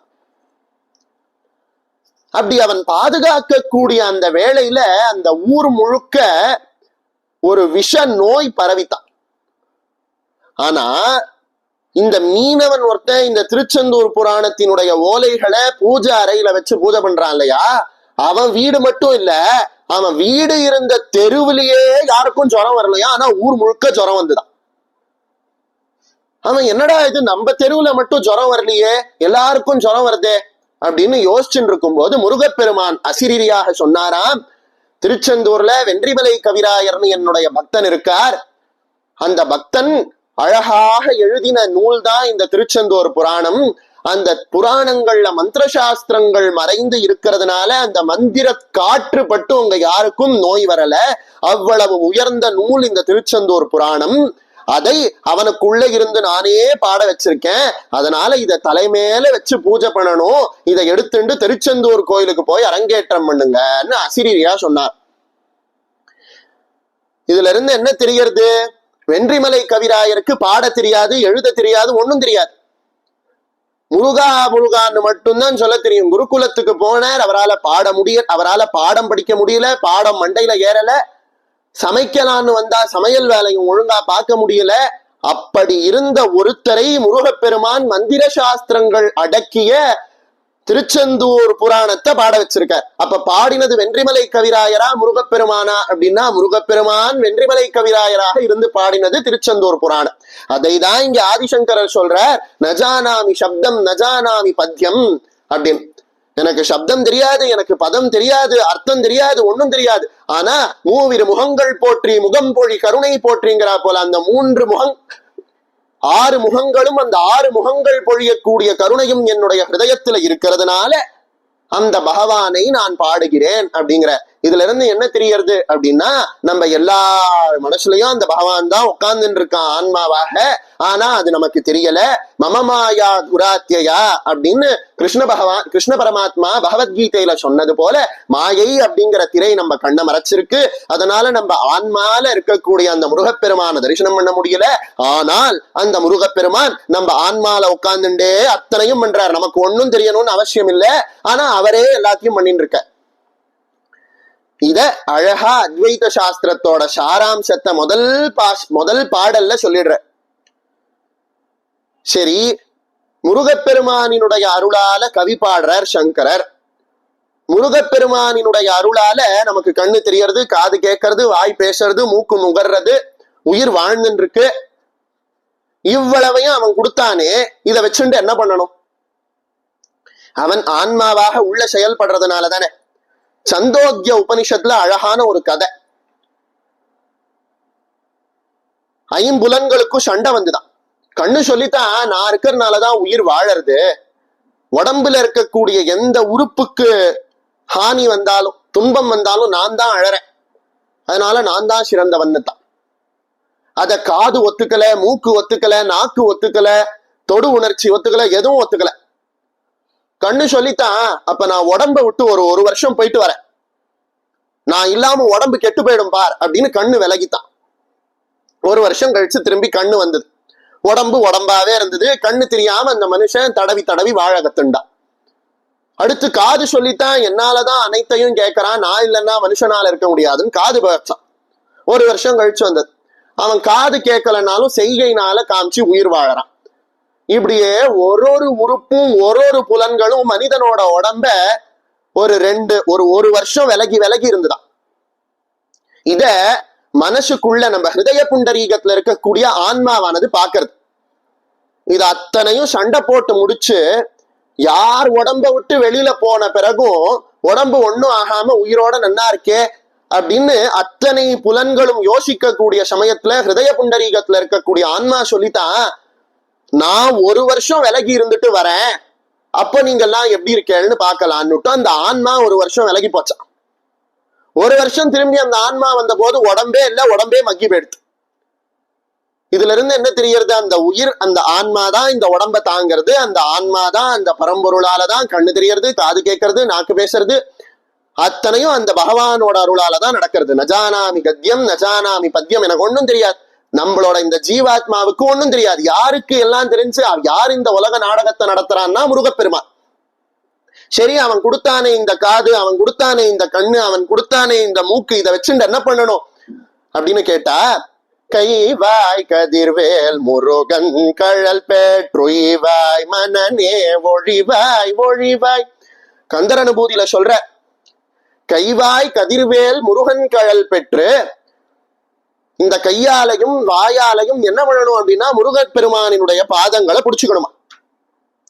ஆடும் பரிவேல் அணி சேவலன பாடும் பணியே பணியாயருள்வாய். இந்த கண்ணு காது மூக்கெல்லாம் வச்சுட்டு என்ன பண்ணணும்? எந்த பணி புரியணும்? பாடும் பணியே பணியாயருள்வாய். முருகப்பெருமானை பாடுவதே பணியாக இருக்கணுமா. தேவாரத்துல என்ன சொல்றா? என் கடன் பணி செய்து கிடப்பதே. பகவானுக்கு சேவை செய்வதற்கு தான் இந்த உடம்பு.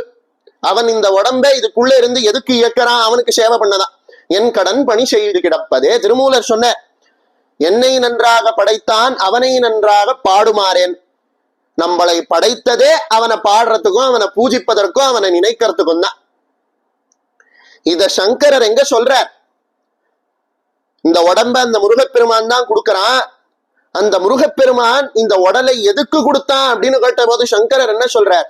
சுப்பிரமணிய புஜங்கத்தினுடைய ஸ்லோகத்தை தமிழ்ல பாடுற.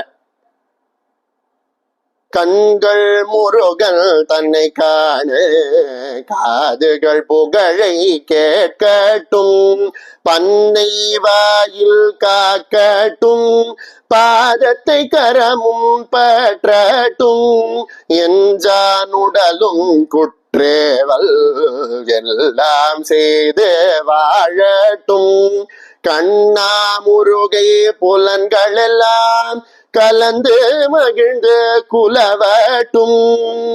கண்கள் முருகன் தன்னை காண. கண்ணை எதுக்கு கொடுத்திருக்கான்? முருகப்பெருமானினுடைய திருமேனியை பார்ப்பதற்கா.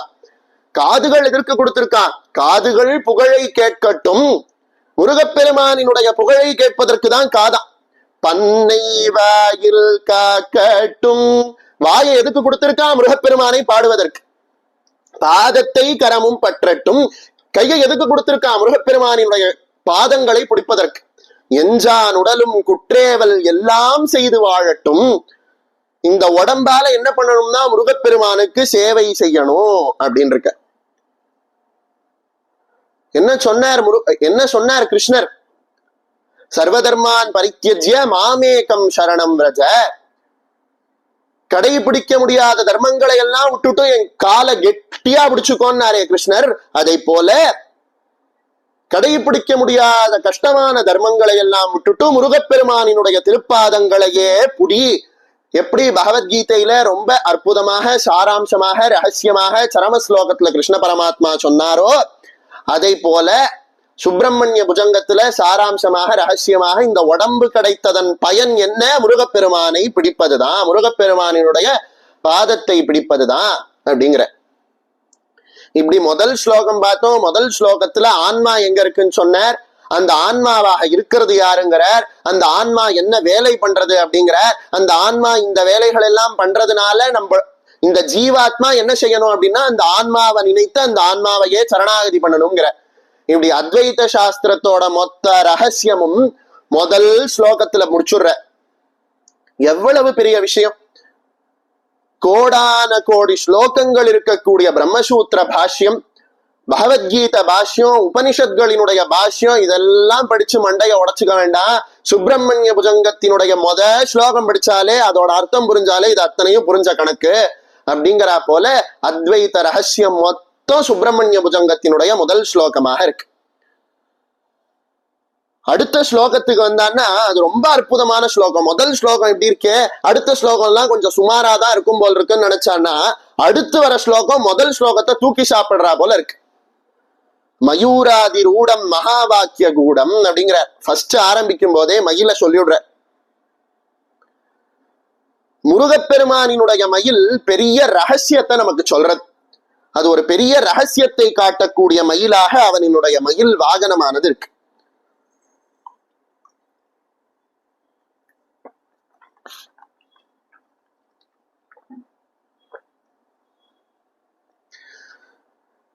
முருகப்பெருமானினுடைய மயில் எந்த நிறத்துல இருக்கு அப்படின்னு கேட்ட அருணகிரிநாதர் சொல்லுவார், நீலகிரீவ ரத்ன கலாப மயிலே அப்படின்பார். நீல நிறத்துல இருக்கான் மயில். பகவானினுடைய வாகனம், அதாவது முருகப்பெருமானினுடைய வாகனம் மயில் வாகனம் ஏன் நீல நிறத்துல இருக்கு அப்படின்னு கேட்டா, விஷ்ணு சஹஸ்ரநாமத்துக்கு பாஷ்யத்தை பெரிய நம்ம ஆதிசங்கரர் எழுதியிருக்காரு இல்லையா, அததான் போய் பார்க்கணும். விஷ்ணு முதல்ல விஸ்வம்னு ஆரம்பிக்கிறது, அடுத்த நாமாவே விஷ்ணு அப்படின்னு வருது. அதுக்கு பாஷ்யம் எழுதத்தே சங்கரர் என்ன சொன்னாராம், விஷதீதி விஷ்ணு அப்படின்றார். அதாவது விஷம் எப்படி உடம்புல நுழைஞ்சதும் அப்படியே பரவி உடம்பு முழுக்க பரவி உடம்பையே நீல நிறத்துல மாத்திடுறதோ அதை போல இந்த உலகம் முழுக்க அங்கிங்கனாதபடி எங்கும் நீக்கமர நிறைந்திருக்க கூடியவன் பரம்பொருள். அதனால விஷம் போல உலகம் முழுக்க பரவினவன்கிறதுனால விஷதீதி விஷ்ணு அப்படிங்கிற. இப்படி ஒரு பவுண்டரி இல்லாம, ஒரு முடிவு இல்லாம உலகம் முழுக்க பரவி இருக்கக்கூடிய பொருள் எது அப்படின்னா ஆகாசம். அந்த ஆகாசம் எந்த நிறத்துல இருக்கு அப்படின்னா நீல நிறத்துல இருக்கு. இப்படி ஒரு முடிவில்லாம உலகம் முழுக்க பரவி இருக்கக்கூடிய விஷயம் இன்னொன்னு என்னதுன்னா கடல். அந்த கடல் எந்த நிறத்துல இருக்கு அப்படின்னா நீலம். இதுல இருந்து என்ன தெரியறது அப்படின்னா, ஒரு முடிவில்லாம, ஒரு வரையறை இல்லாம, எல்லா இடத்திலையும் அங்கிங்கனாதபடி எங்கும் நிறைந்த பரிபூரணானந்தமேன்னு தாயுமானவர் சொன்னா போல, ஒரு வரையறை இல்லாம பல இடங்களும் பரவி இருக்கக்கூடிய தன்மை பரம்பொருளுக்கு உண்டு. பல இடங்களும் பரவி இருக்கக்கூடியதுனால அந்த பரம்பொருளை விஷம் போல உலகம் முழுக்க பரவியவன் விஷ்ணு அப்படின்னு சொல்றான். அதே போல வரையறை இல்லாமல் உலகம் முழுக்க பரவிய அனைத்து பொருளும் நீல நிறத்துல இருக்கு. அதே போல முருகப்பெருமானினுடைய வாகனமான மயிலும் நீல நிறம். ஆக மொத்தம் என்ன காட்டுறது அப்படின்னா, வரையறை இல்லாமல் உலகம் முழுக்க பரவி இருக்கக்கூடிய பரம்பொருளினுடைய வடிவத்தில் இருக்கக்கூடியவன் முருகப்பெருமான் அப்படிங்கிறத நமக்கு குறிப்பால உணர்த்துவது போல மயூராதிரூடம் அப்படிங்கிற போல நீல நிறத்துல இருக்கக்கூடிய மயில்ல காட்சி தர. சரி, இத ஒரு பக்கம் வச்சிடலாம். மயிலை ஒரு இடத்துல நீல நிறத்துல இருக்கக்கூடிய மயில்னு சொல்றோம், இன்னொரு இடத்துல பச்சை நிறத்துல இருக்கக்கூடிய மயில்னு சொல்றோம், கலாப மயில்னு சொல்றோம், பச்சை மயில் வாகனனேன்னு முருகனை சொல்றோம். சரி, நீல நிறத்துல மயிலை பார்த்தோம்னா அதுக்கு இந்த அர்த்தம், பச்சை நிறத்துல மயிலை பார்த்தோம்னா பச்சை நிறத்துக்கு என்ன அர்த்தம் அப்படின்னா ரிதகும் சத்தியம் பரபிரம்ம புருஷம் கிருஷ்ண பிங்களம் அப்படிங்கிறது வேதம். பகவான் எப்படி காட்சி தருகிறார் அப்படின்னா, பகவானினுடைய நிறம் என்ன அப்படின்னு கேட்டானா கிருஷ்ண பிங்களம் அப்படின்னு ஒருத்தர். நீல நிறமும் மஞ்சள் நிறமும் கலந்த நிறத்துல பகவான் காட்சி தருகிறான் அப்படிங்கிறான். ஒரு பக்கெட்ல நீல பெயிண்ட் எடுத்துக்கோங்க, ஒரு பக்கெட்ல மஞ்சள் பெயிண்ட் எடுத்துக்கோங்க, ரெண்டு பெயிண்டையும் கலங்கோ, கலந்தா உங்களுக்கு என்ன நிறம் வரும் அப்படின்னு கேட்டான்னா பச்சை நிறம் தான் வரும். இப்படி பச்சை நிறத்துல இருக்கக்கூடிய மயில் மேல முருகப்பெருமான் இருப்பதனால் வேதம் சொல்லக்கூடிய பரபிரம்ம புருஷன் கிருஷ்ண பிங்கள நிறத்துல இருக்கக்கூடிய புருஷன் இந்த முருகப்பெருமான் தான் அப்படின்னு நமக்கு காட்டுவதனால மயிலுக்கு பச்சை நிறத்துல இருக்கக்கூடிய ஒரு தன்மை. இதுதான் மயூராதிரூடம். இப்படி உலகம் முழுக்க பரவி இருக்கக்கூடிய பரம்பொருள் தான் முருகப்பெருமான் தான் காட்டுவதனால் மயில்வாகர். அந்த பரம்பொருள் எந்த நிறத்துல இருக்கான்னு கேட்டபோது வேதம் கிருஷ்ண பிங்களம் அப்படின்னு சொன்னதுனால பச்சை நிறத்துல இருக்கக்கூடிய மயில் வாகனம். இப்படி வேதத்தோட ரகசியத்தை காட்டக்கூடிய அற்புதமான வாகனமாக மயில் வாகனம் இருக்கு. நம்ம எல்லாருக்கும் தெரிஞ்சு மயில் வாகனம் ஒண்ணுதான் இருக்கு. ஆனா முருகனுக்கு ஒரு மயில் வாகனம் இல்ல, 3 மயில் வாகனம் இருக்கு. இது எப்படி முடியும் அப்படின்னு கேட்டானா, சாதாரணமா இன்னைக்கு பிறந்து நாளைக்கு சாக போற நம்மளே நம்ம வீட்டுல ஒரு 4 பைக்கு 2 கார் வச்சுட்டு இருக்கோம். எதுக்கு அப்படின்னா, இதுல எங்க ஆத்துக்கார் ஆபீஸ்க்கு போவார், இது அவர் வீட்டுல இருந்தாருன்னா கடைக்கு கண்ணிக்கு போய் காய்கறி வாங்கிட்டு வரதுக்கு இந்த ஸ்கூட்டியில போவார். வார இறுதி ஆச்சுன்னா நானும் என் ஆத்துக்காரும் தூரமா போய் படம் பார்த்துட்டு வரதுக்கு அந்த பைக்கு அப்படின்னு அந்த ஆத்து மாமி பெருசா லிஸ்ட் சொல்றா இல்லையா, அது மாதிரி முருகப்பெருமானுக்கு 3 மயில்கள் உண்டா. தேவமயில், அசுரமயில், வேதமயில் அப்படின்னு 3 மயில்கள். வேதமயில் அப்படின்னா 4 வேதங்களுமே மயிலாக மாறி முருகப்பெருமானை தாங்கினது வேதமயில் அப்படின்னு சொல்றோம். இது எப்ப வந்தது அப்படின்னா, சூரபத்மனை எதிர்த்து போர் செய்வதற்கு முன்னாடி பால முருகனாக இருந்து முருகப்பெருமான் சுற்றி திரிந்து விளையாடின போது இருந்த மயில் வாகனம். ஒரு சின்ன லாஜிக் சொல்றேன். நம்ம எல்லாருக்கும் தெரிஞ்ச கதை பிரகாரம் சூரபத்மனோட ஒரு பாதிதான் மயில் அப்படின்னா, நாரதர் கொண்டு வந்து ஞானப்பழம் கொடுத்த போது சூரபத்மனை கொல்லுவதற்கு செல்லாத முருகப்பெருமான் எப்படி மயில் வாகனம் ஏறி உலகம் முழுக்க சுத்தி வந்தார்? அப்போ சூரபத்மன் மயிலாக மாறுவதற்கு முன்னாடியே அவர்கிட்ட மயில் வாகனம் இருந்திருக்கு. அது எந்த மயில் வாகனம் அப்படின்னா வேதங்களே மயிலாக மாறி முருகப்பெருமானை தாங்கினதா. ஸ்ருதி சீமந்த சிந்தூரி கிருதபாதாப்ஜதூலிகான்னு அம்பாளுக்கு பேர். அதாவது வேதங்களினுடைய தலையில இருக்கக்கூடிய உபனிஷத்களை அம்பாள் தன்னுடைய பாதத்துல சூடக்கூடிய பிழம்பு போல இருக்கா. இதுக்கு இந்த நாமாவுக்கு பலவிதமான அர்த்தங்கள் சொல்லுவா. இப்படி அம்பாளோட பாதத்துல இருக்கக்கூடிய வேதங்கள் அப்படின்னு சொல்றோம். அதை போல முருகப்பெருமானினுடைய அற்புதமான திருவுருவத்தை தாங்குவது எது அப்படின்னா வேதங்களே முருகப்பெருமானை தாங்குகிறது. அதனால வேதமயில் அப்படின்னு ஒரு மயில் உண்டு. அடுத்து தேவமயில் அப்படின்னு ஒரு மயில் உண்டு. முருகப்பெருமான் சூரனை எதிர்த்து போர் செய்ய கிளம்புற. அவர் போர் செய்ய கிளம்பும் போது சூரனை எதிர்த்து போர் செய்வதற்கு அவருக்கு ஒரு வாகனம் தேவைப்பட்டதா. அதனால தேவர்களினுடைய தலைவனான இந்திரன் மயிலாக மாறி முருகப்பெருமானை தாங்கினானா. அதற்கு தேவமயில் அப்படின்னு பேர். அசுர மயில் நம்ம எல்லாருக்கும் தெரிஞ்ச மயில் தான். சூரபத்மனோட ஒரு பாதி மயிலாகவும் இன்னொரு பாதி சேவல் கொடியாகவும் மாறினது அப்படின்னு சொல்றோம். இதற்கு அசுரமயில் அப்படின்னு பேர். சரி, நம்ம ஒரு கோவில்ல போய் முருகப்பெருமான தரிசனம் பண்றோம். அங்க இருக்கிறது தேவமயிலா அசுரமயிலா வேதமயிலா எப்படி தெரிஞ்சுக்கிறது அப்படின்னா முருகப்பெருமானினுடைய இடது பக்கம் திரும்பி இருந்தா அது அசுரமயில், முருகப்பெருமானினுடைய வலது பக்கம் திரும்பி இருந்தா அது தேவமயில். இது ரெண்டும் இல்லாம நம்மள நேருக்கு நேர் பாக்குறா போல இருந்ததுன்னா அது வேதமயில் அப்படின்னு சொல்லுவா. இப்படி மயில்ல பலவிதமான ரகசியங்கள் அடங்கி இருக்கு. அதையெல்லாம் குறிப்பால சொல்வது போல மயூராதிரூடம் அப்படின்னு விடுற. இந்த மயூராதிரூடம் அப்படிங்கிற இந்த வார்த்தைக்கே ரொம்ப நேரம் உபன்யாசம் பண்ணலாம் மயிலோட பெருமையை பத்தி சொல்லி. அருணகிரிநாதர் மயில் விருத்தம்னு சொல்லி 11 பாட்டு பாடியிருக்கார். மயில மட்டுமே, முருகப்பெருமானை இல்ல மயில மட்டுமே 11 பாடல்ல பாடியிருக்க. பாம்பன் சுவாமிகளுக்கு கால்ல முறிவு ஏற்பட்ட போது அவருக்கு அறுவை சிகிச்சை செய்துதான் அந்த கால்களை காப்பாற்ற முடியும், சேர்க்க முடியும் அப்படின்னு மருத்துவர்கள் எல்லாம் சொல்ற. அப்போ இந்த வேல் மாறலை நம்மளுடைய பாம்பன் சுவாமிகள் ஜபம் பண்றார். அப்படி அவர் ஜபம் பண்ணிக்கிட்டே இருக்கும் போது அந்த ஹாஸ்பிட்டலினுடைய ஆபரேஷன் தியேட்டருக்கு எங்கிருந்தோ ஒரு மயில் பறந்து வந்துதான் அவரோட உடஞ்ச கால் மேல ஒரு 15 அரை மணி நேரம் இருந்துட்டு பறந்து போயிடுதான். அதுக்கப்புறம் அவரோட காலை ஸ்கேன் எடுத்து பார்த்தான்னா அந்த கால்ல எலும்பு முறிவே தெரியலையா, எலும்பு சேர்ந்து இருந்துதான்.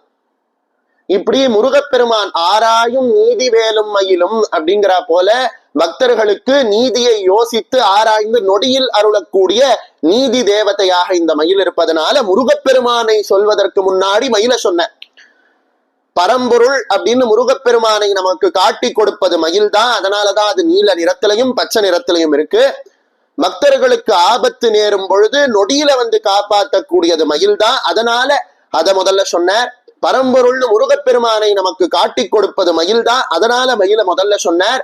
தேவமயில் அசுரமயில் வேதமயில்னு வேதங்கள் எல்லாம் முருகனை மயிலாக தாங்கினதுனால வேதங்களுக்கு மரியாதை கொடுக்கணும் அப்படிங்கிறதுனால முருகப்பெருமானை சொல்வதற்கு முன்னாடி மயில சொன்ன. இப்படி மயிலுக்கு பெரிய மகத்துவம் உண்டு. மயூராதிரூடம் அந்த ஒரு வார்த்தைக்கு இவ்வளவு நேரம் பேச வேண்டியதா இருக்கு. இந்த ஒரு வார்த்தையாவது நம்ம கடந்து வந்துடலாம். அடுத்த வார்த்தைக்குள்ள நம்ம போனோம் அப்படின்னா அது ஒரு பொதக்குழி மாதிரி தான். மகா வாக்கிய கூடம் அதுக்குள்ள போனோம்னா அதோட அர்த்தத்தை பலவிதமா அனுபவிக்கலாம். மகா வாக்கியம் அப்படின்னா வேதங்களினுடைய சாரமாக இருக்கக்கூடியவரே அப்படின்னு அர்த்தம். ஆரம்பத்துல முனிவர்கள் எல்லாம் ஒண்ணு பண்ணாலாம். 4 வேதங்களும் படிக்கிறது ரொம்ப சிரமமா இருக்கான். பரத்வாஜ முனிவரினுடைய கதைய வேதத்துல சொல்லியிருக்கு. பரத்வாஜ முனிவருக்கு வேதம் மொத்தம் படிக்கணும்னு ஆசையாம். அதனால 100 வருஷம் வாழ்ந்து வேதத்தை கத்துண்டார். கத்துண்டு முடிச்ச பிறகு நம்ம அப்பாடி வேதத்தை மொத்தம் கத்துண்டிருப்போம் போல் இருக்கு அப்படின்னு இந்திரனை கூப்பிட்டு நான் வேதம் மொத்தம் படிச்சுட்டேனா இல்லையான்னு சொல்லு அப்படின்னா. இந்திரன் உடனே என்ன பண்ணாரா, பரத்வாஜ முனிவர் முன்னாடி 4 மலைகளை காமிச்சார். இதுல இந்த மலை ரிக்வேதம், இந்த மலை யஜுர்வேதம், இந்த மலை சாமவேதம், இந்த மலை அதர்வண வேதம், 4 மலையை காட்டுற. காட்டிட்டு இதுல நீ எவ்வளவு படிச்ச அவ்வளவு அப்படித்தானே கேட்ட அப்படின்னு சொல்லிட்டு, ரிக்வேதத்துல இருந்து ஒரு கைப்பிடி மண் எடுத்து கீழே போட்டானா, யஜுர்வேதத்துல இருந்து ஒரு கைப்பிடி மண் எடுத்து கீழே போட்டானா, சாமவேதத்துல இருந்து ஒரு கைப்பிடி மண் எடுத்து கீழே போட்டானா, அதர்வண வேதத்துல இருந்து ஒரு கைப்பிடி மண் எடுத்து கீழே போட்டான். இவ்வளவுதான் நீ படிச்சிருக்க அப்படின்னு. 100 வருஷம் கஷ்டப்பட்டு படிச்சு இவ்வளவுதான் படிச்சனா அப்படின்னு. ஆமா அப்படிங்கிறான் இந்திரன். அப்போ ஒரு விஷயம் பண்ணு, எனக்கு இன்னொரு 100 வருஷம் கொடு, நான் இன்னொரு 100 வருஷம் இருந்து வேதம் படிக்கிறேன் அப்படின்னார். சரி கொடுத்தேன் அப்படின்னு இந்திரன் போயிடுறான். 100 வருஷம் திரும்பி வேதம் படிக்கிறார். திரும்பி இந்திரனை கூப்பிடுறார். நான் எவ்வளவு படிச்சேன் அப்படின்னு கேட்கிறார். இப்ப நினைச்சார் 4 வேதங்களும் நீ படிச்சுட்ட அப்படின்னு இந்திரன் சொல்லுவான் அப்படின்னு. திரும்பி இந்திரன் வந்தா 4 மலைகளாக இருக்கக்கூடிய 4 வேதங்களை காண்பிச்சான். திரும்பி ஒன்னொன்னுல இருந்து ஒரு கைப்பிடி எடுத்து போட்டான். அப்பதான் பரத்வாஜருக்கு புரிஞ்சது, கற்றது கைமண் அளவு அப்படின்னு. இது வேதத்துல இருக்கிற கதை, அதை எடுத்து அவை பாட்டி கற்றது கைமண் அளவு அப்படின்னா. இப்படி வேதங்கள் கணக்கில அடங்காம இருக்கு. பல வேதங்கள் இருக்கு. வேதத்தினுடைய மண்டலங்களும் ஸ்லோகங்களும் சூக்தங்களும் பலவா இருக்கு. இதெல்லாம் படிச்சு முடிக்க முடியுமா? முடியாது. ஆகையினால என்ன பண்ணாலாம், இந்த ரிஷி முனிவர்கள் எல்லாம் சேர்ந்து வேதத்தை சுருக்கணும் அப்படின்னு நினைச்சாள். ஆகையினால ரிக்வேதத்தை முதல்ல கடைய ஆரம்பிச்சா. கடைஞ்சி அவ்வளவு பெரிய ரிக்வேதத்துல இருந்து ஒரு 8 எழுத்தை மட்டும் எடுத்து ஓரமா வச்சா.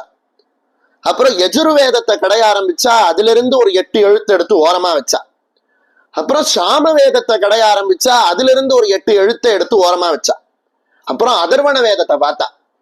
இது ஃபுல்லா மந்திர சாஸ்திரம் தானே, இதை வெட்டுலாம். ஏற்கனவே இதை கடையறதுக்கே பல யுகம் ஆயிடுத்து. இது அதர்வண வேதம் மந்திர சாஸ்திரம், இதை ஒரு ஓரமா விட்டுறலாம் அப்படின்னு முடிவு பண்ணி 3 வேதங்கள்ல இருந்தும் சுமார் 8 எழுத்து ஒரு வேதத்துக்குன்னு எடுத்தா இல்லையா, அத்தனை எழுத்தையும் சேர்த்தாள். மொத்தம் 24 எழுத்து காயத்ரி மந்திரம் வந்துதான். ஆஹா, 3 வேதத்தோட சாரமா காயத்ரி மந்திரம் பண்ணிட்டோமே அப்படின்னு அவளுக்கு சந்தோஷம். அப்போ ஒரு முனிவர் சொன்னாராம், காயத்ரி மந்திரம் கூட சில பேருக்கு கஷ்டம். 24 எழுத்தை எப்படி ஒருத்தன் சொல்லுவான்? ஆகையினால காயத்ரி மந்திரத்தையும் சுருக்குவோன்னாராம். 24 எழுத்து கூடவா உன்னால சொல்ல முடியல, சரி அதையும் சுருக்கலாம் அப்படின்னு காயத்ரி மந்திரத்தை சுருக்க ஆரம்பிச்சார்.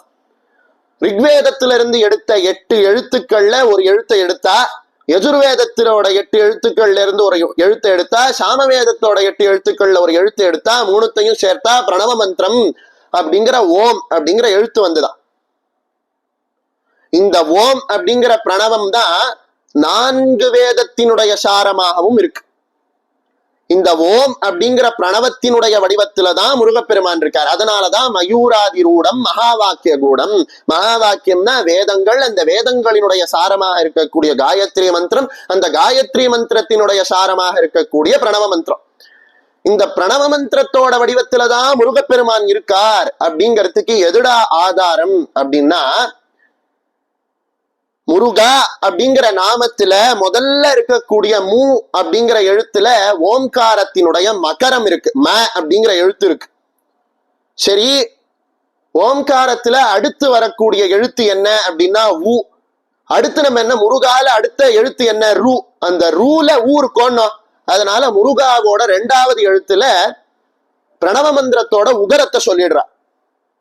அடுத்து முருகான்னு இழுக்கிறோம் இல்லையா, அந்த கா அப்படிங்கிற எழுத்துல ஆ அப்படிங்கிற எழுத்து அடங்கி இருக்கு. அதனால பிரணவத்துல இருக்கக்கூடிய அகரம் உகரம் மகரம் 3மே முருகா அப்படிங்கிற நாமத்துல இருக்கு.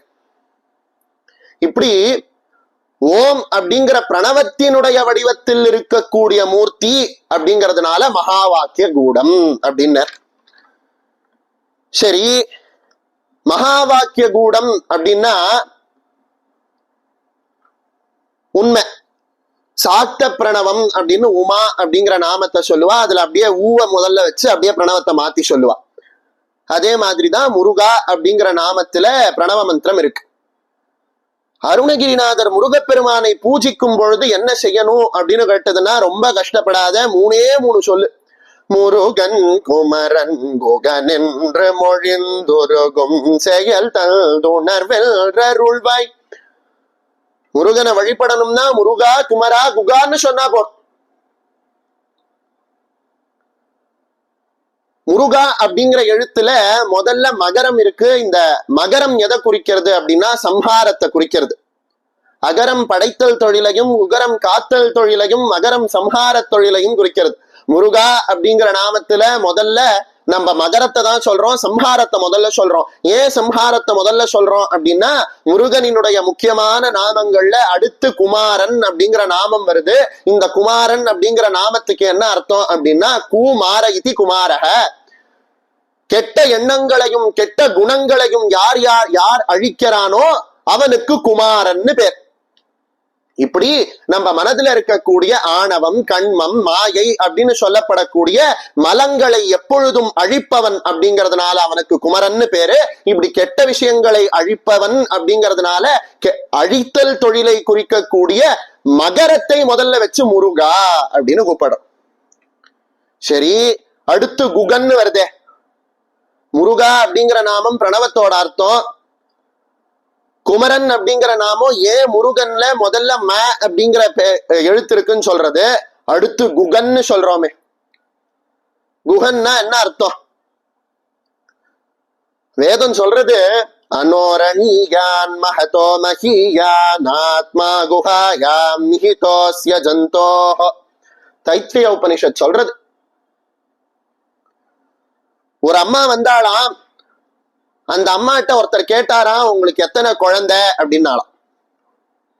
அதுக்கு அந்த அம்மா சொன்னாலாம், என் வீட்டுல இருக்கக்கூடிய குழந்தையிலேயே இதோ என் மடியில இருக்கானே இவன் தான் பெரிய குழந்தை. அதான் முதல்ல பிறந்த குழந்தை என் மடியில இருக்கிறவன் தான். சரி, அதே போல என் மடியில இருக்கக்கூடிய குழந்தை தான் வீட்டுல இருக்கிற குழந்தையிலேயே ரொம்ப இளமையான கடைசியில பிறந்த குழந்தை அப்படின்னாலும். எதிர்க்க இருக்கிறவன் தலைய சுரைய ஆரம்பிச்சிட்டான். ஏமா உனக்கு எத்தனை குழந்தைன்னு கேட்டேன், நீ என்னடான்னா மடியில இருக்கிற குழந்தைதான் என்னோட குழந்தையிலேயே மூத்தவன், அதே போல மடியில இருக்கிற குழந்தைதான் என் குழந்தைகள்லயே இளையவன்கிறிய, என்னமா ஆச்சு உனக்கு பைத்திய கீத்தியம் பிடிச்சுட்டா அப்படின்னா. அத போலதான் வேதம் சொல்றது அனோரணியான் மகதோமகியான். அணுவை விட சின்னதா எது இருக்கோ அதுதான் மலையை விட பெருசா இருக்கு அப்படின்றது. அது என்னது? அணுவை விட சின்னதா இருக்கு, அதேதான் மலையை விட பெருசா இருக்கு. அது என்னதுன்னா ஆத்மா குஹாயாம். ஆத்மாதான் அது. ஆத்மாதான் அணுவை விட சின்னதா இருக்கு, மலையை விட பெருசா இருக்கு. இப்போ அந்த அம்மாவோட எக்ஸாம்பிளுக்கு வருவோம்.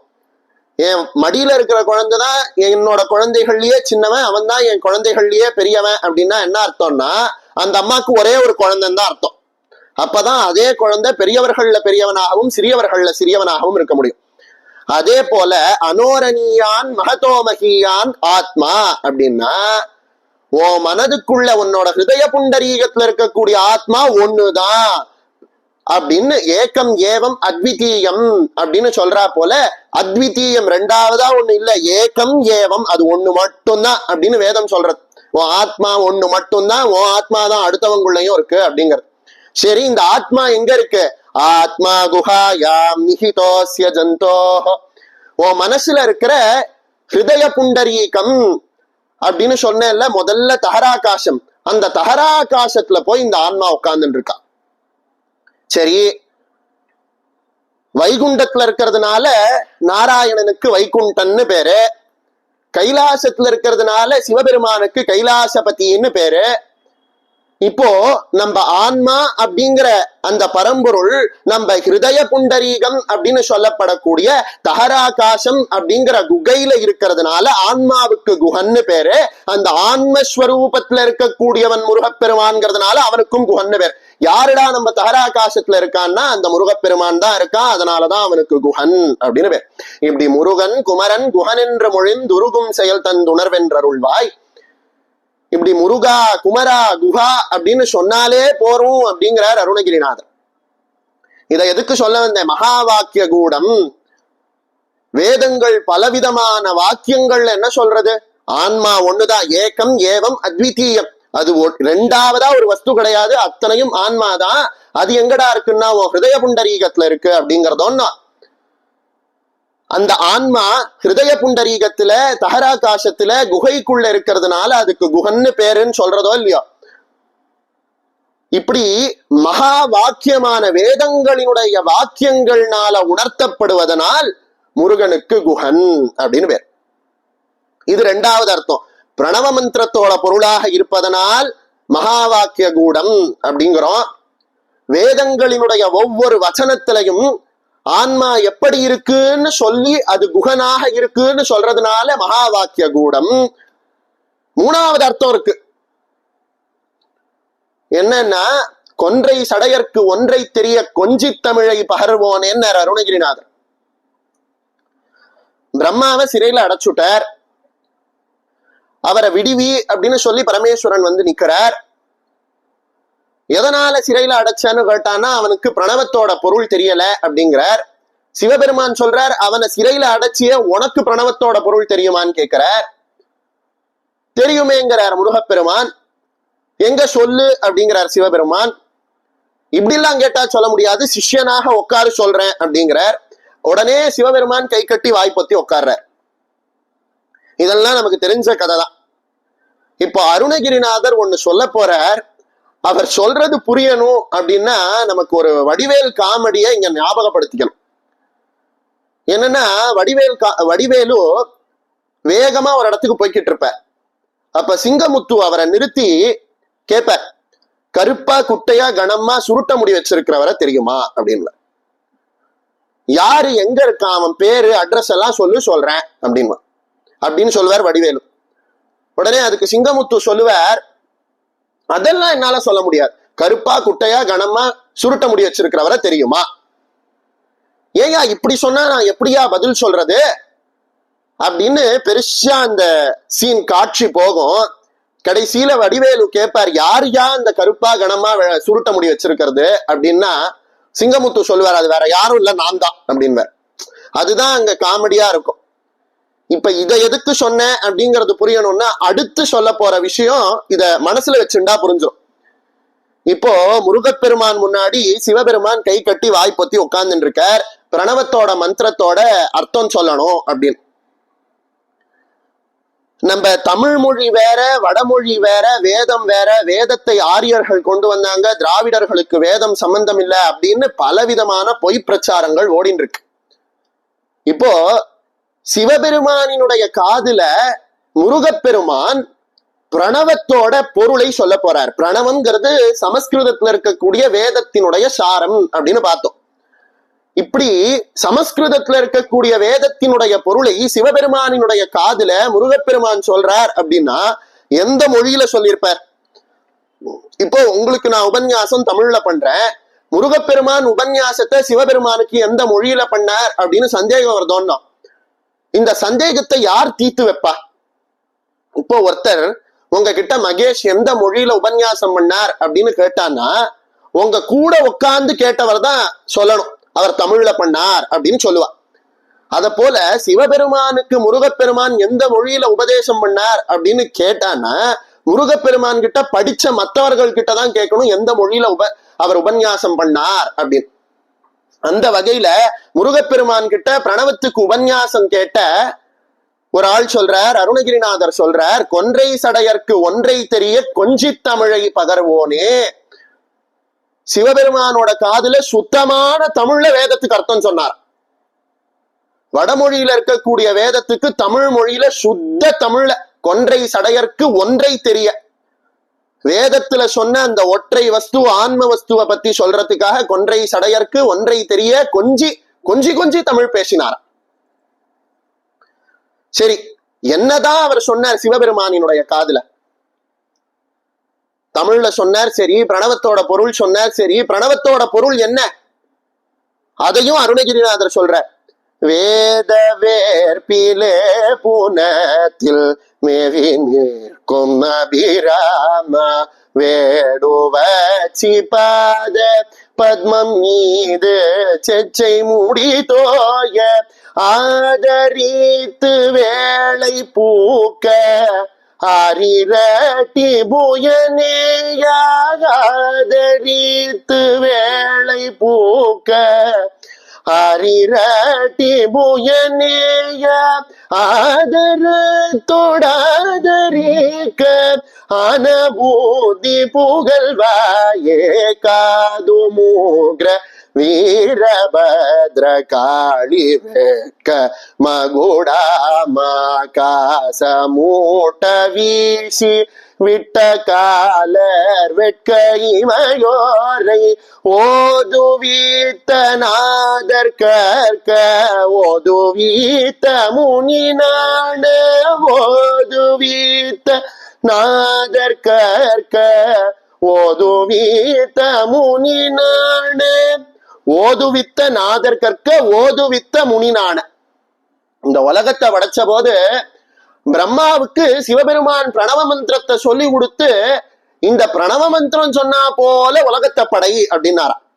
ஓதுவித்த நாதர் கற்க. பிரம்மாவுக்கு சொல்லி கொடுத்தவர் யாரு? சிவபெருமான். ஓதுவித்த நாதர்னா சிவபெருமான். பிரம்மாவுக்கு வேத மந்திரத்தை சொல்லி கொடுத்த சிவபெருமான் அவர் என்ன பண்றாரா? ஓதுவித்த நாதர் கற்க. சிவபெருமான் கத்துக்கிறாரா. சரி, ஓதுவித்த முனிநான. சிவபெருமான் யாருக்கு இதை ஓதி வச்சார்?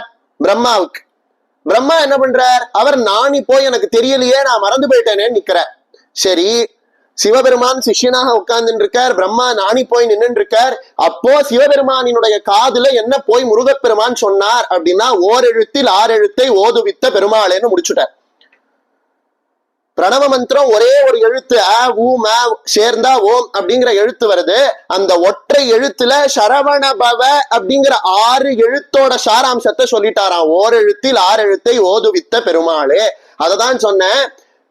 பிரணவத்தோட பொருள் என்ன, பிரணவத்தோட பொருள் என்னன்னு சிவன் கேட்கிறார். அது நான் தான் அப்படின்னு அவர் போய் காதுல சொல்றார். அததான் கருப்பா குட்டையா கணமா சுருட்ட முடி வச்சது யாரு யாருன்னு சிங்கமுத்து கேட்கிறார். கடைசியில நான் தான் அப்படிங்கிறார். ஒன்னும் அது மாதிரி ஓதுவித்த நாதர் கற்க ஓதுவித்த முனினான ஓரெழுத்தில் ஆறெழுத்தை ஓதுவித்த பெருமாளே. ஓம் அப்படிங்கிற அந்த ஒற்றை எழுத்துல சரவண பவ அப்படிங்கிற 6 எழுத்தை ஓதுவிச்சாராம். இப்படி மகா வாக்கிய கூடம் அப்படிங்கிற போல வேதத்தினுடைய சாரமான ஓம்காரத்தினுடைய சாரமாக இருக்கக்கூடிய அந்த பிரணவ மந்திரத்துக்கே சாரமாக, பிரணவ மந்திரமே சாரம் தான். அந்த பிரணவ மந்திரத்தை இன்னும் புழிஞ்சா என்ன வருது அப்படின்னா சரவண பவ அப்படிங்கிற 6 எழுத்து வருதா. இப்படி வேதத்தோட சாரமாக இருக்கக்கூடிய ஷடாட்சர மந்திரத்துக்கு உள்ள இருக்கிறதுனால மகா வாக்கிய கூடம். பிரணவ மந்திரத்தோட ஸ்வரூபம், அதனால மகா வாக்கிய கூடம். வேதங்களினுடைய பலவிதமான வாக்கியங்கள்ல ஆன்மா அப்படின்னு விளக்கப்பட்டதுனால மகா வாக்கிய கூடம். சரி, இன்னொரு பொருள் என்ன அப்படின்னா, அந்த வேதத்தினுடைய சாரமாக இருக்கக்கூடிய சரவண பவ அப்படிங்கிற மந்திரத்துக்கு உள்ள இருக்கிறதுனால மகா வாக்கிய கூடம். 4வது அர்த்தம். 5வதா ஒரு அர்த்தம் இருக்கு. சாரி, 4வதா ஒரு அர்த்தம் இருக்கு. என்ன அப்படின்னா, ரொம்ப அற்புதமான ஒரு விளக்கம் மகா வாக்கிய கூடம் அப்படிங்கிறதுக்கு. என்ன அப்படின்னா, ரொம்ப வேதங்கள் முழுக்க நம்ம போய் பார்த்தோம் அப்படின்னா என்ன சொல்லியிருக்கு? அகம் பிரம்மாஸ்மி, பிறவிக்கடல் நீந்துவர் நீந்தார் இறைவனடி சேராதார் அப்படின்னு சொல்லியிருக்கு இல்லையா திருக்குறள்ல. புனரப்பி ஜனனம் புனரப்பி மரணம் அப்படின்னு சொல்றா போல திரும்பி திரும்பி பிறந்து பிறந்து இறக்கிறோம்.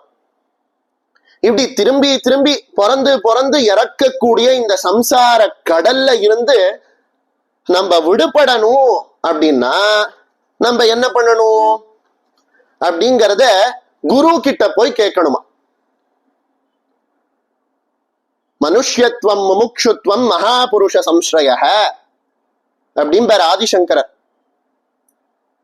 மனுஷனா பிறக்கிறதே கஷ்டம்.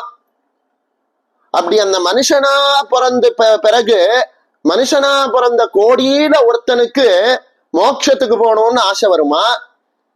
அந்த கோடியில ஒருத்தன் தான் போய் குரு கிட்ட போய் நிப்பான. மகாபுருஷ சம்ஸ்ரய, எனக்கு மோட்சத்துக்கு வழிகாட்டுங்கோ அப்படின்னு நிப்பான். இப்படி குரு கிட்ட போய் நின்று வேதத்தினுடைய சாரங்களை புரிந்து கொண்டு ஆன்மாவினுடைய ஸ்வரூபத்தை புரிந்து கொண்டு நிதத்தியாசனம் செய்து பரம்பொருளை அடைவதான் மோட்சம் அப்படின்னு அத்வைத சாஸ்திரம் சொல்றது. இப்படி மோட்சத்துக்கு மூல சாதனமாக எது இருக்கு அப்படின்னா குருவோட வாக்கியம் இருக்கு. மனையவள் நகைக்க ஊரின் அனைவரும் நகைக்க லோக மகளிரும் நகைக்க தாதை தமரோடும் மனமது சலீப்பனாயில் உளமது சலீப்பயாரும் வசை மொழி பிதற்றினாலும் அடியேனை முருக அனைவரும் இழி பனாடி மன இருள் மிகத்த நாடின் நகமதை எடுத்த சேமம் இதுவோ என்று அடியனும் நினைத்து நாளும் உடலுயிர் விடுத்த போது அணுகி முன்னளித்த பாதம் அருள்வாயே முருகா. ரொம்ப அற்புதமான திருப்புகழ். மனையவள் நகைக்க ஊரின் அனைவரும் நகைக்க லோக மகளிரும் நகைக்க தாதை தமரோடும். அருணகிரிநாதரை பார்த்து கட்ன பொண்டாட்டி சிரிக்கிறாளாம், ஊர்ல இருக்கக்கூடிய அத்தனை பேரும் சிரிக்கிறாளாம். அப்படி ஒரு கேவலமான வாழ்க்கையை வாழ்ந்தவர். அனைவரும் இழிப்ப நாடி மனையிருள் மிகுத்து நாடின் அகமதை எடுத்த சேமம் இதுவோ என்று எல்லாரும் என்னை இப்படி வெய்யறாளே, இப்படி ஒரு பிறவி எனக்கு வேணுமா அப்படின்னு அருணகிரிநாதர் நினைத்து அருணாச்சல மலையின் அருணாச்சலேஸ்வரர் கோயிலுடைய கோபுரத்திலிருந்து தபால்னு கீழே விழுந்த. அப்படி கீழே விழுந்த போது முருகப்பெருமான் தன்னுடைய 6 தோள்களாலையும் அருணகிரிநாதரை தாங்கி பிடித்து அவரை கீழே இறக்கி அவரினுடைய நாக்குல பிரணவ மந்திரத்தை எழுதி ஞானத்தை உபதேசம் பண்ணினார். இந்த கதைய கற்பனை கதைன்னு சொல்லிடுவா. அவளோட கழுத்தெல்லாம் பிடிக்கிறா போல இருக்கக்கூடிய திருப்புகள். அடியனும் இணைந்து நாளும் உடல் உயிர் விடுத்த போது அணுகி முன் அழித்த பாதம் அருள்வாயே. இப்படி எனக்கு இந்த உடல் வேணாம், பிறப்பு வேணாம், இவ்வளவு அவமானப்படக்கூடிய இந்த ஜென்மமே வேண்டான்னு நான் உயிரை விட்ட போது நீ எனக்கு ஒரு பாதம் கொடுத்தியே, அந்த பாதத்தை எனக்கு திரும்பி கொடுக்க மாட்டியான்னு இந்த திருப்புகழ் கேட்கறது. இப்படி இந்த திருப்புகழ்லயே இந்த வரி வர்றச்ச இது எப்படி கற்பனை கதையாக இருக்க முடியும்? இப்படி அருணகிரிநாதரினுடைய கதையை கற்பனை கதைன்னு சொல்லக்கூடியவர்கள் கழுத்தை பிடிப்பது போல இருக்கு இந்த திருப்புகழ். சரி, அருணகிரிநாதரை கையில தாங்கினார். தாங்கி பிடிச்சவர் அவரோட நாக்கில பிரணவத்தை எழுதி உபதேசம் பண்ணினார். என்ன உபதேசம் பண்ணினார் அருணகிரிநாதரே சொல்ற. செம்மான் மகளை திருடும் திருடன் பெம்மான் முருகல் பிறவா நிறவால் சும்மா இரு சொல்லறையில்மே அம்மா பொருளொன்றுமறிந்திலனே. சும்மா இரு சொல்லற அப்படிங்கிற பெருசா உபதேசம் பண்ணல. சொல்லற சும்மா இரு, அதுதான் முருகப்பெருமான் உபதேசம் பண்ணது.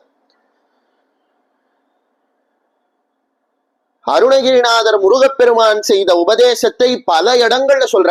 கூகாயனையன் வினை கூடியழ கூகாயனையன் கிளை கூடியழ போகா வகை மெய்ப்பொருள் பேசியவா. முருகப்பெருமான் உபதேசம் செய்ததுனால மரண பயம் திரும்பி திரும்பி திரும்பி திரும்பி பிறந்து இறக்கக்கூடிய பயம் நீங்கி கூகா எனையன் கிளை கூடியழ எனக்கு மரணமே இல்லாத பெருவாழ்வு வரக்கூடியது போல போகா வகை மெய்ப்பொருள் பேசியவா, எனக்கு திரும்பி பிறப்பும் இறப்பும் வராதது போல உபதேசம் செய்தவனே. இப்படி ஒரு இடத்துல சொல்ற. அரிதாகிய மெய் பொருளோ கடியே நுரிதா உபதேசமுணர்த்தியவா. உண்மையான பொருளான அந்த பரம்பொருளை உணர்வதற்கான மெய்ப்பொருள் அப்படின்னு சொல்லப்படக்கூடிய உபதேசத்தை பகர்ந்தவனேங்கிற 2வது இடம். கரவாகிய கல்வியுளார் கடை சென்றிரவா வகை மெய்ப்பொருளி குவையோ. அப்பா முருகா, நீ சொன்ன அந்த மெய்ப்பொருளை இந்த பூமியில இருக்கக்கூடிய வேற ஒருத்தரால சொல்ல முடியுமா அப்படிங்கிற 3வது இடம். அமரும் பதி கேளகமாமெனுமே பிமரம் கெடமே பொருள் பேசியவா. மாயை அப்படிங்கிற திரை விலகுவது போல உண்மையான ஞான உபதேசம் செய்தவனே அப்படிங்கிற. ஞானோபதேசம் செஞ்சியே என்னோட பிறவி கடல் வத்தி போச்சே, ஞானோபதேசம் செஞ்சியே என்னோட மாயை திரை விலகி போச்சே, ஞான உபதேசம் செஞ்சியே அடுத்தவர்களிடம் சென்று இறக்கக்கூடாத பெரிய வாழ்வான முக்தி வாழ்வு எனக்கு கிடைச்சதுன்னு முருகப்பெருமான் செய்த அந்த உபதேசத்தை பத்தி சொல்லிட்டே இருக்க. சரி, அந்த முருகப்பெருமான் என்னதாயா உபதேசம் பண்ணார் அப்படின்னு கேட்டான்னா, சும்மா இரு சொல்லற அப்படிங்கிற. லலிதா சஹஸ்ரநாமத்துல அற்புதமாக நாமாக்கள் வரும். பரா பிரத்யக்ஷதி ரூபா பஷ்யந்தி பரதேவதா மத்தியமா வைகரி ரூபா பக்த மானசஹம்சிகா. இதுல என்ன சொல்லிருக்கு அப்படின்னா, மனிதனுடைய வாக்கினுடைய பலவிதமான நிலைகள். இப்ப நான் பேசுறேன் அப்படின்னா இந்த வாக்க நான் முதல்ல மனசுல நினைக்கணும், நினைச்சதை தான் நான் பேசுவேன். இப்படி நான் மனதிலே நினைக்கக்கூடிய வாக்கியங்களுக்கு பரா அப்படின்னு பேர். பஷ்யந்தி அப்படிங்கிற வார்த்தை என்ன வார்த்தை அப்படின்னா, மனதுல நினைச்ச பிறகு அடிவயத்திலேருந்து அந்த காற்றை சுவாசிச்சு அடிவயத்திலிருந்து பேசுறேன் இல்லையா, அதுக்கு பஷ்யந்தி அப்படின்னு பேர். மத்தியமா அப்படிங்கிற ஒரு வாக்கு இருக்கு. இந்த அடித்தொண்டையில அந்த, அதாவது மனதுல பேசணும்னு நினைத்த வார்த்தை மூச்சை இழுத்து அடிவயத்திலிருந்து கிளம்புது. அடிவயத்திலிருந்து கிளம்பின அந்த சப்தமானது அடித்தொண்டைக்கு வரும் பொழுது மத்தியமா அப்படின்னு சொல்றோம். அந்த மத்தியமா அப்படிங்கிற வாக்கு நாக்கினுடைய நுனிக்கு வந்து உதடுகள் அசைவதாலும் நாக்கு தாடையில இடிப்பதாலையும் வரக்கூடிய சப்தமாக மாறி வைகரி அப்படின்னு வருது. அதுக்கு வைகரி அப்படிங்கிற வாக்கு அப்படின்னு பேர். இதுல பரா, பஷ்யந்தி, மத்தியமா இது மூணுத்தையும் புரிஞ்சிக்க முடியாது, கேட்க முடியாது. ஆனா வைகரி அப்படிங்கிற வாக்க நம்மளால கேட்க முடியும். இந்த வைகரி அப்படிங்கிற வாக்குக்கு ஸ்தூல வைகரி, சூக்ஷ்ம வைகரின்னு ரெண்டு வகை இருக்கு. இதெல்லாம் பெரிய விஷயங்கள். இப்போதைக்கு வாக்கானது 4 வகைப்படும். இந்த 4 வாக்கினுடைய வடிவத்திலையும் அம்பாள் தான் இருக்காங்கிறதுனால லலிதா சஹஸ்ரநாமத்துல பரா பிரத்யக்ஷதி ரூபா பஷ்யந்தி பரதேவதா மத்தியமா வைகரி ரூபா அப்படின்னு வருது. இப்போ வாக்கை நான் பேசுறேன் அப்படின்னா அந்த வாக்கு என் மனசுல இருந்து வரணும். ஆக மொத்தம் நான் பேசுறேன், செயல்படுறேன் அப்படின்னா இந்த மனசு காரணம். சும்மா இரு சொல்லற அப்படின்னா வைகரி வாக்க முதல்ல அடக்கு. அடுத்தவர்களுக்கு கேட்கிறா போல நய நய நயான்னு பேசாத. சரி, பேசணும் அப்படிங்கிற ஆசையையும் விட்டுடும். மத்தியமாவை அடக்கிடும். மத்தியமா இங்கேருந்து இருக்கக்கூடிய சப்தத்தையும் அடக்கிடும். அடிவயத்திலிருந்து கிளம்பக்கூடிய பஷ்யந்தியையும் அடக்கிடும். இதை எல்லாத்தையும் அடக்கிட்டு பராவாக்குன்னு உன் மனசுல பேசணுங்கிற ஆசை இருக்கே, மனதினுடைய எண்ணங்கள் இருக்கே, அந்த எண்ணத்தையும் அடக்கிடும். சிதா பெருசா சிந்தா பெருசா அப்படின்னு கேட்பா. அதுக்கு மகான்கள் எல்லாம் சொல்லுவா, சிதையாவது ஒரு நாள் எரிஞ்சுட்டும் நம்மளை விட்டுடும், நம்ம உடம்ப விட்டுடும். ஆனா இந்த சிந்தை இருக்கே, வாழ்க்கை முழுக்க தப்பான எண்ணங்களை நினைத்தே நம்மளோட வாழ்க்கையை கெடுத்துடுறது. அதனால சிதையை விட சிந்தனை தான் கொடுமையானது. ஆகையினால பேசணும் அப்படிங்கிற ஆசையை விட்டுட்டோ, பேசணும் அப்படிங்கிற சப்தத்தை அடக்கி மனதுல பேசணுங்கிற ஆசையையும் விட்டுட்டோ, காம குரோத லோப மோக மதமாச்சரியங்களை எல்லாம் அடக்கின பிறகு தகராகாசத்துல உனக்கு ஆன்மா தெரியும் அப்படிங்கறதான் சும்மா இரு சொல்லற என்றலுமே அம்மா பொருள் ஒன்றும் அறிந்திலனே அப்படின்னு அருணகிரிநாதர் சொல்றார். இப்படி பக்தர்களுக்கெல்லாம் ஞான உபதேசம் செய்யக்கூடியவராக, மகா வாக்கியங்களை உபதேசம் செய்யக்கூடியவராக இருக்கிறதுனால மகா வாக்கிய கூடம் அப்படிங்கிறோம். பிரணவத்தோட அர்த்தமாக இருக்கிறதுனால மகா வாக்கிய கூடம், வேதத்தினுடைய வாக்கியங்கள்ல சொல்லப்படுறதுனால மகா வாக்கிய கூடம், பிரணவத்தினுடைய பொருளான ஷடாட்சர மந்திரத்தினுடைய உள்ளே இருப்பதனால் மகா வாக்கிய கூடம், மகா வாக்கியங்களை தன்னுடைய அடியவர்களுக்கு சதா உபதேசம் செய்து அந்த அடியவர்களை ஞான நிலைக்கு உயர்த்துவதனால் மகா வாக்கிய கூடம். இந்த மகா வாக்கிய கூடம்ங்கிற வார்த்தைக்கே ஒரு கல்பம் உபன்யாசம் பண்ணலாம். இப்படி கொன்றை சடையர்க்கு ஒன்றை தெரிய கொஞ்சி தமிழை பகர்வோனேன்னு சொன்னா போல, கொஞ்சி கொஞ்சி தமிழால் பிரணவத்தை உபதேசம் செய்து சிவபெருமானுக்கு உபதேசம் செய்யல, அகஸ்தியருக்கு மட்டும் உபதேசம் செய்யல, சிவனை நிகர் பொதியவரை முனிவர் மகிழ இரு செவி குளிர இனிய தமிழ் பகர்வோனே. சிவபெருமானுக்கு உபதேசம் செய்த அதே வேத சாரத்தை அகத்தியருக்கு உபதேசம் பண்ண, அதே வேத சாரத்தை நம்மளை போல கடையனாக இருக்கிறவர்களுக்கும் உபதேசம் செய்கிறார். அதே வேத சாரத்தை அருணகிரிநாதருக்கும் உபதேசம் செய்கிறார். பாரபட்சம் பார்க்காம அனைவருக்கும் ஞானத்தை அள்ளி அள்ளி வழங்கக்கூடிய ஞானமே வடிவானவர்ங்கிறதுனால மகா வாக்கிய கூடம். வாரியார் சுவாமிகள் உபன்யாசத்தை ஆரம்பிக்கும் போதே ஞானமே வடிவாகிய வயலூர் வள்ளல் பெருமானின் தனிப்பெரும் கருணையினாலேன்னு ஆரம்பிப்பார். ஞானமே வடிவானவன். இப்படி ஞானமே வடிவானவனாக இருக்கக்கூடியதுனால அவனை மகா வாக்கிய கூடம் அப்படின்னு சொல்றோம். ஒரு சின்ன விஷயத்த சொல்லிட்டு இதுக்கு மேல இழுக்காம உபன்யாசத்தை முடிச்சுடுறேன். சர்வபூதானி கௌந்தேய பிரகிருதிம் யாந்தி மாமிகாம் கல்பக்ஷயே புனஸ்தானி கல்பாதோ விஸ்ருஜாம்யஹம் அப்படிங்கிறார் கிருஷ்ணர் பகவத்கீதையில. என்ன சொல்றார் அப்படின்னா, எல்லா பூதங்களும் எனக்குள்ள இருந்துதான் தோன்றுகிறது, அனைத்தும் எனக்குள்ளேயே லயமாயிடுறது அப்படிங்கிறார். பாகவதத்துல தத்தாத்ரேயர் 24 குரு ஒரு மனிதனுக்கு இருப்பதாக சொல்றார். அதுல அவர் முக்கியமாக சொன்னது என்ன அப்படின்னா, சிலந்தி கிட்ட இருந்து என்ன கத்துக்கணும் அப்படின்னா, சிலந்தியானது என்ன பண்ணும்னா, தன்னோட வீடை கட்டுவதற்காக வாயில் இருந்து தன்னுடைய உமிழ் நீரை அப்படி ஒரு நூலாக திரிச்சு ஒரு வலை கட்டுமா. அந்த வலையினுடைய தேவை முடிஞ்ச பிறகு அந்த வலையை தானே சாப்பிட்டுருமா. இதுல இருந்து என்ன தெரிஞ்சுக்கணும் அப்படின்னா, எப்படி அந்த சிலந்தியானது தேவையான போது அந்த வலையை படைத்து விட்டு தேவையில்லாத போது தானே சாப்பிட்டுடுறதோ, அத போல பரம்பொருளும் இந்த உலகத்தை தனக்குள்ள இருந்தே தோற்றுவித்து தனக்குள்ளேயே லயம் செய்து கொள்கிறான் அப்படிங்கிறத புரிஞ்சுக்கோ அப்படின்னு பாகவதம் சொல்றது. கிருஷ்ணனும் அதேதான் சொல்றான். சர்வபூதானி கௌந்தேய பிரகிருதிம் யாந்தி மாமிகாம், அனைத்து உலகமும் எனக்குள்ள இருந்துதான் தோன்றுகிறது.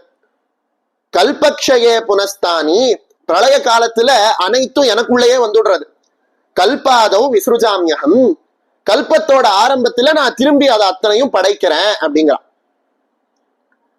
இப்படி வேதத்தோட சாரமாகவும் பகவத்கீதையினுடைய சாரமாகவும் பிரம்மசூத்திரத்தினுடைய சாரமாகவும் புராணங்களினுடைய சாரமாகவும் என்ன இருக்கு அப்படின்னா, இந்த உலகத்தை பரம்பொருள் தான் படைச்சார், உலகத்தினுடைய முடிவுல தனக்குள்ளேயே ஐக்கியமாக்கிக்கிறார் அப்படின்னு இருக்கு இல்லையா. அத ஆதிசங்கரர் ரொம்ப அழகா சொன்னார். மயூராதி ரூடம் மகாவாக்கிய கூடம் மனோஹாரி தேகம் மகச்சித்த கேகம் மகீதேவ தேவம் மகாதேவ பாவம் மகாதேவ பாலம் பஜேலோக பாலம் அப்படின்னு சொல்லப்படக்கூடிய இந்த ஸ்லோகத்தை சங்கரர் பாடினதும் மூவிரு முகங்கள் போற்றி முகம் பொழி கருணை போற்றி அப்படிங்கிற போல சுகுண பிரம்மமாக 6 முகமாக 5 முகம், அதாவது 5 முகம் தோன்றில் 6 முகம் தோன்றும் நெஞ்சமர அஞ்சேல் என வேல் தோன்றும் நெஞ்சில் ஒரு கால் நினைக்கின் இருகால் தோன்றும் முருகா என ஓதுவார் முன்னு சொல்றா போல, நெஞ்சத்துல அச்சம் வரும் பொழுது 6 முகம் தோன்றி 12 கரங்கள் தோன்றி அந்த அச்சத்தை போக்குது அப்படின்னு தமிழ் புலவர்கள் சொல்கிறார்கள் இல்லையா.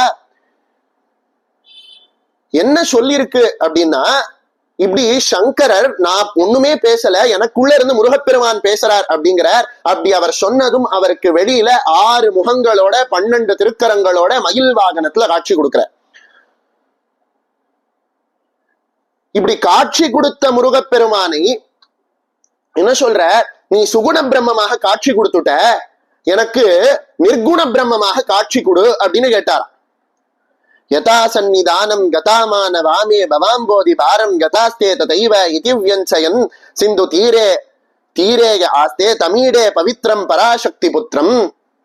முருகா, உன்னோட சன்னிதானத்துல அலையானது வந்து வந்து மோதிட்டு போறது. இதுல இருந்து என்ன தெரியறது அப்படின்னா, உன்னுடைய பக்தர்கள் முருகா ரக்ஷின்னு உன் பாதத்துல வந்து விழறா இல்லையா, நீ கரையில இருந்துட்டு என்ன பண்ற, சம்சார கடல்ல பிறவி கடல்ல நீந்தக்கூடிய உன்னுடைய பக்தர்களை அப்படி கைய பிடிச்சு தூக்கி இப்படி கரையில வீசி எறிகிற. ஒரு குழந்தையானது கிணத்துல விழுந்துருத்து அப்படின்னா அந்த குழந்தையை எப்படி எடுக்கணும் அப்படின்னா, கரையில இருக்கக்கூடிய ஒருத்தர் தான் இடுப்புல கயிறை கட்டிண்டு அந்த கயிறோட முனையை இன்னொருத்தருக்கு போடணும். ஒருத்தர் மாட்டின்ட்டாருன்னா அந்த மாட்டின்ற இடத்தோட கரையில இருக்கிறவன் தான் மாட்டின்றவனை காப்பாற்ற முடியும். அப்படி பிறவி கடல்ல மாட்டின்ற நம்மளை காப்பாற்றுவதற்காக கடல் கரையில காட்சி கொடுக்கிறார் முருகப்பெருமான்கிற. இப்படியே முருகப்பெருமானை சமுத்திர வடிவத்துல அவர் பிரார்த்தனை பண்ணிட்டே வர. அதாவது இதுக்கு முன்னாடி 6 முகங்களோட முருகப்பெருமானை பார்த்தார், இப்போ சமுத்திரத்தினுடைய வடிவத்துல முருகப்பெருமானை பார்த்தார். ஏன் சமுத்திரத்தினுடைய வடிவத்துல முருகப்பெருமானை பார்த்தார் அப்படின்னா ஒரே ஒரு பட்டத்திரியனுடைய ஸ்லோகத்தை சொல்றேன். நாராயணியத்துல இருக்கக்கூடிய பட்டத்திரியனுடைய ஸ்லோகம். அதை சொல்லிட்டோம் அப்படின்னா சங்கரர் ஏன் இங்க முருகப்பெருமான திருச்செந்தூர் கடலாக பார்த்தார்னு புரிஞ்சிடும். கல்லோலோல்லாசதுல்யம் கலு விமலதரம் சத்வமாஹுஸ்ததாத்மா கஸ்மான்னோ நிஷ்கலஸ்துவம் அப்படிங்கிற போல கல்லோலோல்லாசி துல்யம், ஒரு அலையானது கடல்ல இருந்து எழும்புறது. எழும்பின அந்த அலை எங்க போகிறது? திரும்பி கடல்லையே விழுந்துடுறது. அத போல இந்த ஜீவன் எங்கிருந்து வந்தது? பரம்பொருள் அப்படிங்கிற கடல்ல இருந்து இந்த ஜீவன் தோன்றுகிறது. தோன்றிய இந்த ஜீவன் இறுதியில எங்க என்ன ஆகிறது? திரும்பி அந்த கடல்லையே அந்த அலை சங்கமிப்பது போல, கடல்ல இருந்து கடல் அலை வேறாக தெரிந்தாலும் கடலும் கடல் அலையும் ஒண்ணுதாங்கிற போல அனைத்து உலகம் எங்கும் பரவி இருக்கக்கூடிய அந்த முருகப்பெருமானை பரம்பொருளின் வடிவத்துல திருச்செந்தூர்ல இருக்கக்கூடிய கடலினுடைய வடிவத்துல பார்க்கிற. இப்படி ஒரு ஸ்லோகத்திலையும் வேதத்தினுடைய சாரத்தை அப்படியே அள்ளி தெளிச்சிருக்க. நம்ம சொல்ல போனா முதல் ஸ்லோகத்தை நல்லா அனுபவிச்சோம். ரெண்டாவது ஸ்லோகத்துல ரெண்டு வார்த்தை அனுபவிச்சோம். மூணாவது ஸ்லோகத்தை அனுபவிச்சோம். அதுக்குள்ளேயே நமக்கு இவ்வளவு பொருள் இருக்கு அப்படின்னா சுப்பிரமணிய புஜங்கத்துல இருக்கக்கூடிய அத்தனை ஸ்லோகத்தையும் 33 ஸ்லோகத்தையும் ஒருத்தன் அர்த்தத்தோட புரிஞ்சுட்டான் அப்படின்னா 33 ஸ்லோகத்தையும் ஒருத்தன் அர்த்தத்தோட புரிஞ்சுட்டான் அப்படின்னா அவன் அத்வைத சாஸ்திரத்தை கரைச்சு குடிச்சுட்டான் அப்படின்னு அர்த்தம். இப்படி சுப்பிரமணிய புஜங்கத்தோட எங்க தொட்டாலும் அத்வைத சாஸ்திரம் தான். ஆகையினால அத்வைத சாஸ்திரத்தினுடைய ஸ்தாபகாச்சாரியரான அந்த ஆதிசங்கர பகவத்பாதர் நம்மளை போல பாமர ஜனங்கள் பிரம்மசூத்திர பாஷ்யத்தையும் வேத பாஷ்யத்தையும் உபனிஷத்களினுடைய பாஷ்யத்தையும் பகவத்கீதையினுடைய பாஷ்யத்தையும் படிச்சு தெரிஞ்சு புரிஞ்சுக்கிறதுக்கு கஷ்டப்படுவா. அப்படிங்கிறதுக்காக அது அத்தனையையும் புழிஞ்சு ஒரு ஜூஸ போட்டு சுப்பிரமணிய புஜங்கம் அப்படிங்கிற பேர்ல நம்ம கையில கொடுத்துட்ட. இதுல ஆச்சரியம் என்ன அப்படின்னா இந்த சுப்பிரமணிய புஜங்கத்தை படிக்கிறதுனால நமக்கு அத்வைத்த ஞானமும் கிடைக்கிறது. இசை பயில் சடாட்சரமதாலே ஈக பர சௌபாகியம் அருள்வாயே. நம்ம இந்து மதத்துக்கு தான் ஒரு பெருமை உண்டு. மண்ணில் நல்ல வண்ணம் வாழலாம், எண்ணில் நல்ல கதிக்கு யாதுமோர் குறைவில்லை. நம்ம மண்ணிலையும் சந்தோஷமா வாழலாம், மண் வாழ்க்கை முடிஞ்சு விண்ணுக்கு போகும்போது அங்கேயும் சந்தோஷமா இருக்கலாம். மற்ற மதத்துல எல்லாம் இந்த பூமியில நீ கஷ்டப்பட்டனா நீ மறு வாழ்க்கையில சொர்க்கத்துக்கு போய் சந்தோஷமா இருக்கலாம் அப்படிங்கிறோம். ஆனா நம்ம இந்து தர்மத்துல மட்டும்தான் மண் வாழ்க்கையிலையும் சந்தோஷமா இரு, விண் வாழ்க்கையிலையும் சந்தோஷமா இரு அப்படிங்கிறோம். அத போல 33வது ஸ்லோகத்துல இந்த சுப்பிரமணிய புஜங்கத்தை யார் யாரெல்லாம் படிக்கிறானோ அவனுக்கு சகல விதமான செல்வங்களும் சம்பத்துகளும் ஏற்படுறது. கடைசியில ஸ்கந்த சாயுஜ்யம் மோட்சமும் கிடைக்கிறது. மண்ணில் நல்ல வண்ணம் வாழலாம், வைகளும் எண்ணில் நல்ல கதிக்கு யாதுமோர் குறைவில்லை. இங்கேயும் நன்னாரு, விண்ணுக்கு போயும் நன்னாரு. இசை பயில் ஷடாட்சரமதாலே இகபர சௌபாகியம் அருள்வாயே. எப்படி முருகப்பெருமானினுடைய ஷடாட்சரம் இக வாழ்க்கையில சந்தோஷமும் பர வாழ்க்கையில சந்தோஷமும் கொடுக்குதோ அந்த ஷடாட்சர மந்திரத்தினுடைய சாராம்சமாக இருக்கக்கூடிய இந்த 33 ஸ்லோகமும் நம்மளுடைய இல்லற வாழ்க்கையிலையும் சந்தோஷம் கொடுத்து மோட்ச வாழ்க்கையிலையும் சந்தோஷம் கொடுக்கு. அதனால கந்த சஷ்டியினுடைய 6 நாள் மட்டும் இல்லாம முருகனை நினைக்கக்கூடிய நாளெல்லாம் சஷ்டி தான் அப்படின்னு தினமும் இந்த சுப்பிரமணிய புஜங்கத்தை பாராயணம் செய்து முருகப்பெருமானினுடைய அருளை நாம மலை போல அள்ளிக்கணும் அப்படின்னு முருகப்பெருமானினுடைய பாதத்துல என்னுடைய பிரார்த்தனையை வச்சுண்டு வாய்ப்பு கொடுத்த அத்தனை பெரியவர்களுக்கும் அடியேன் என்னுடைய சிரம் தாழ்ந்த வணக்கங்கள்.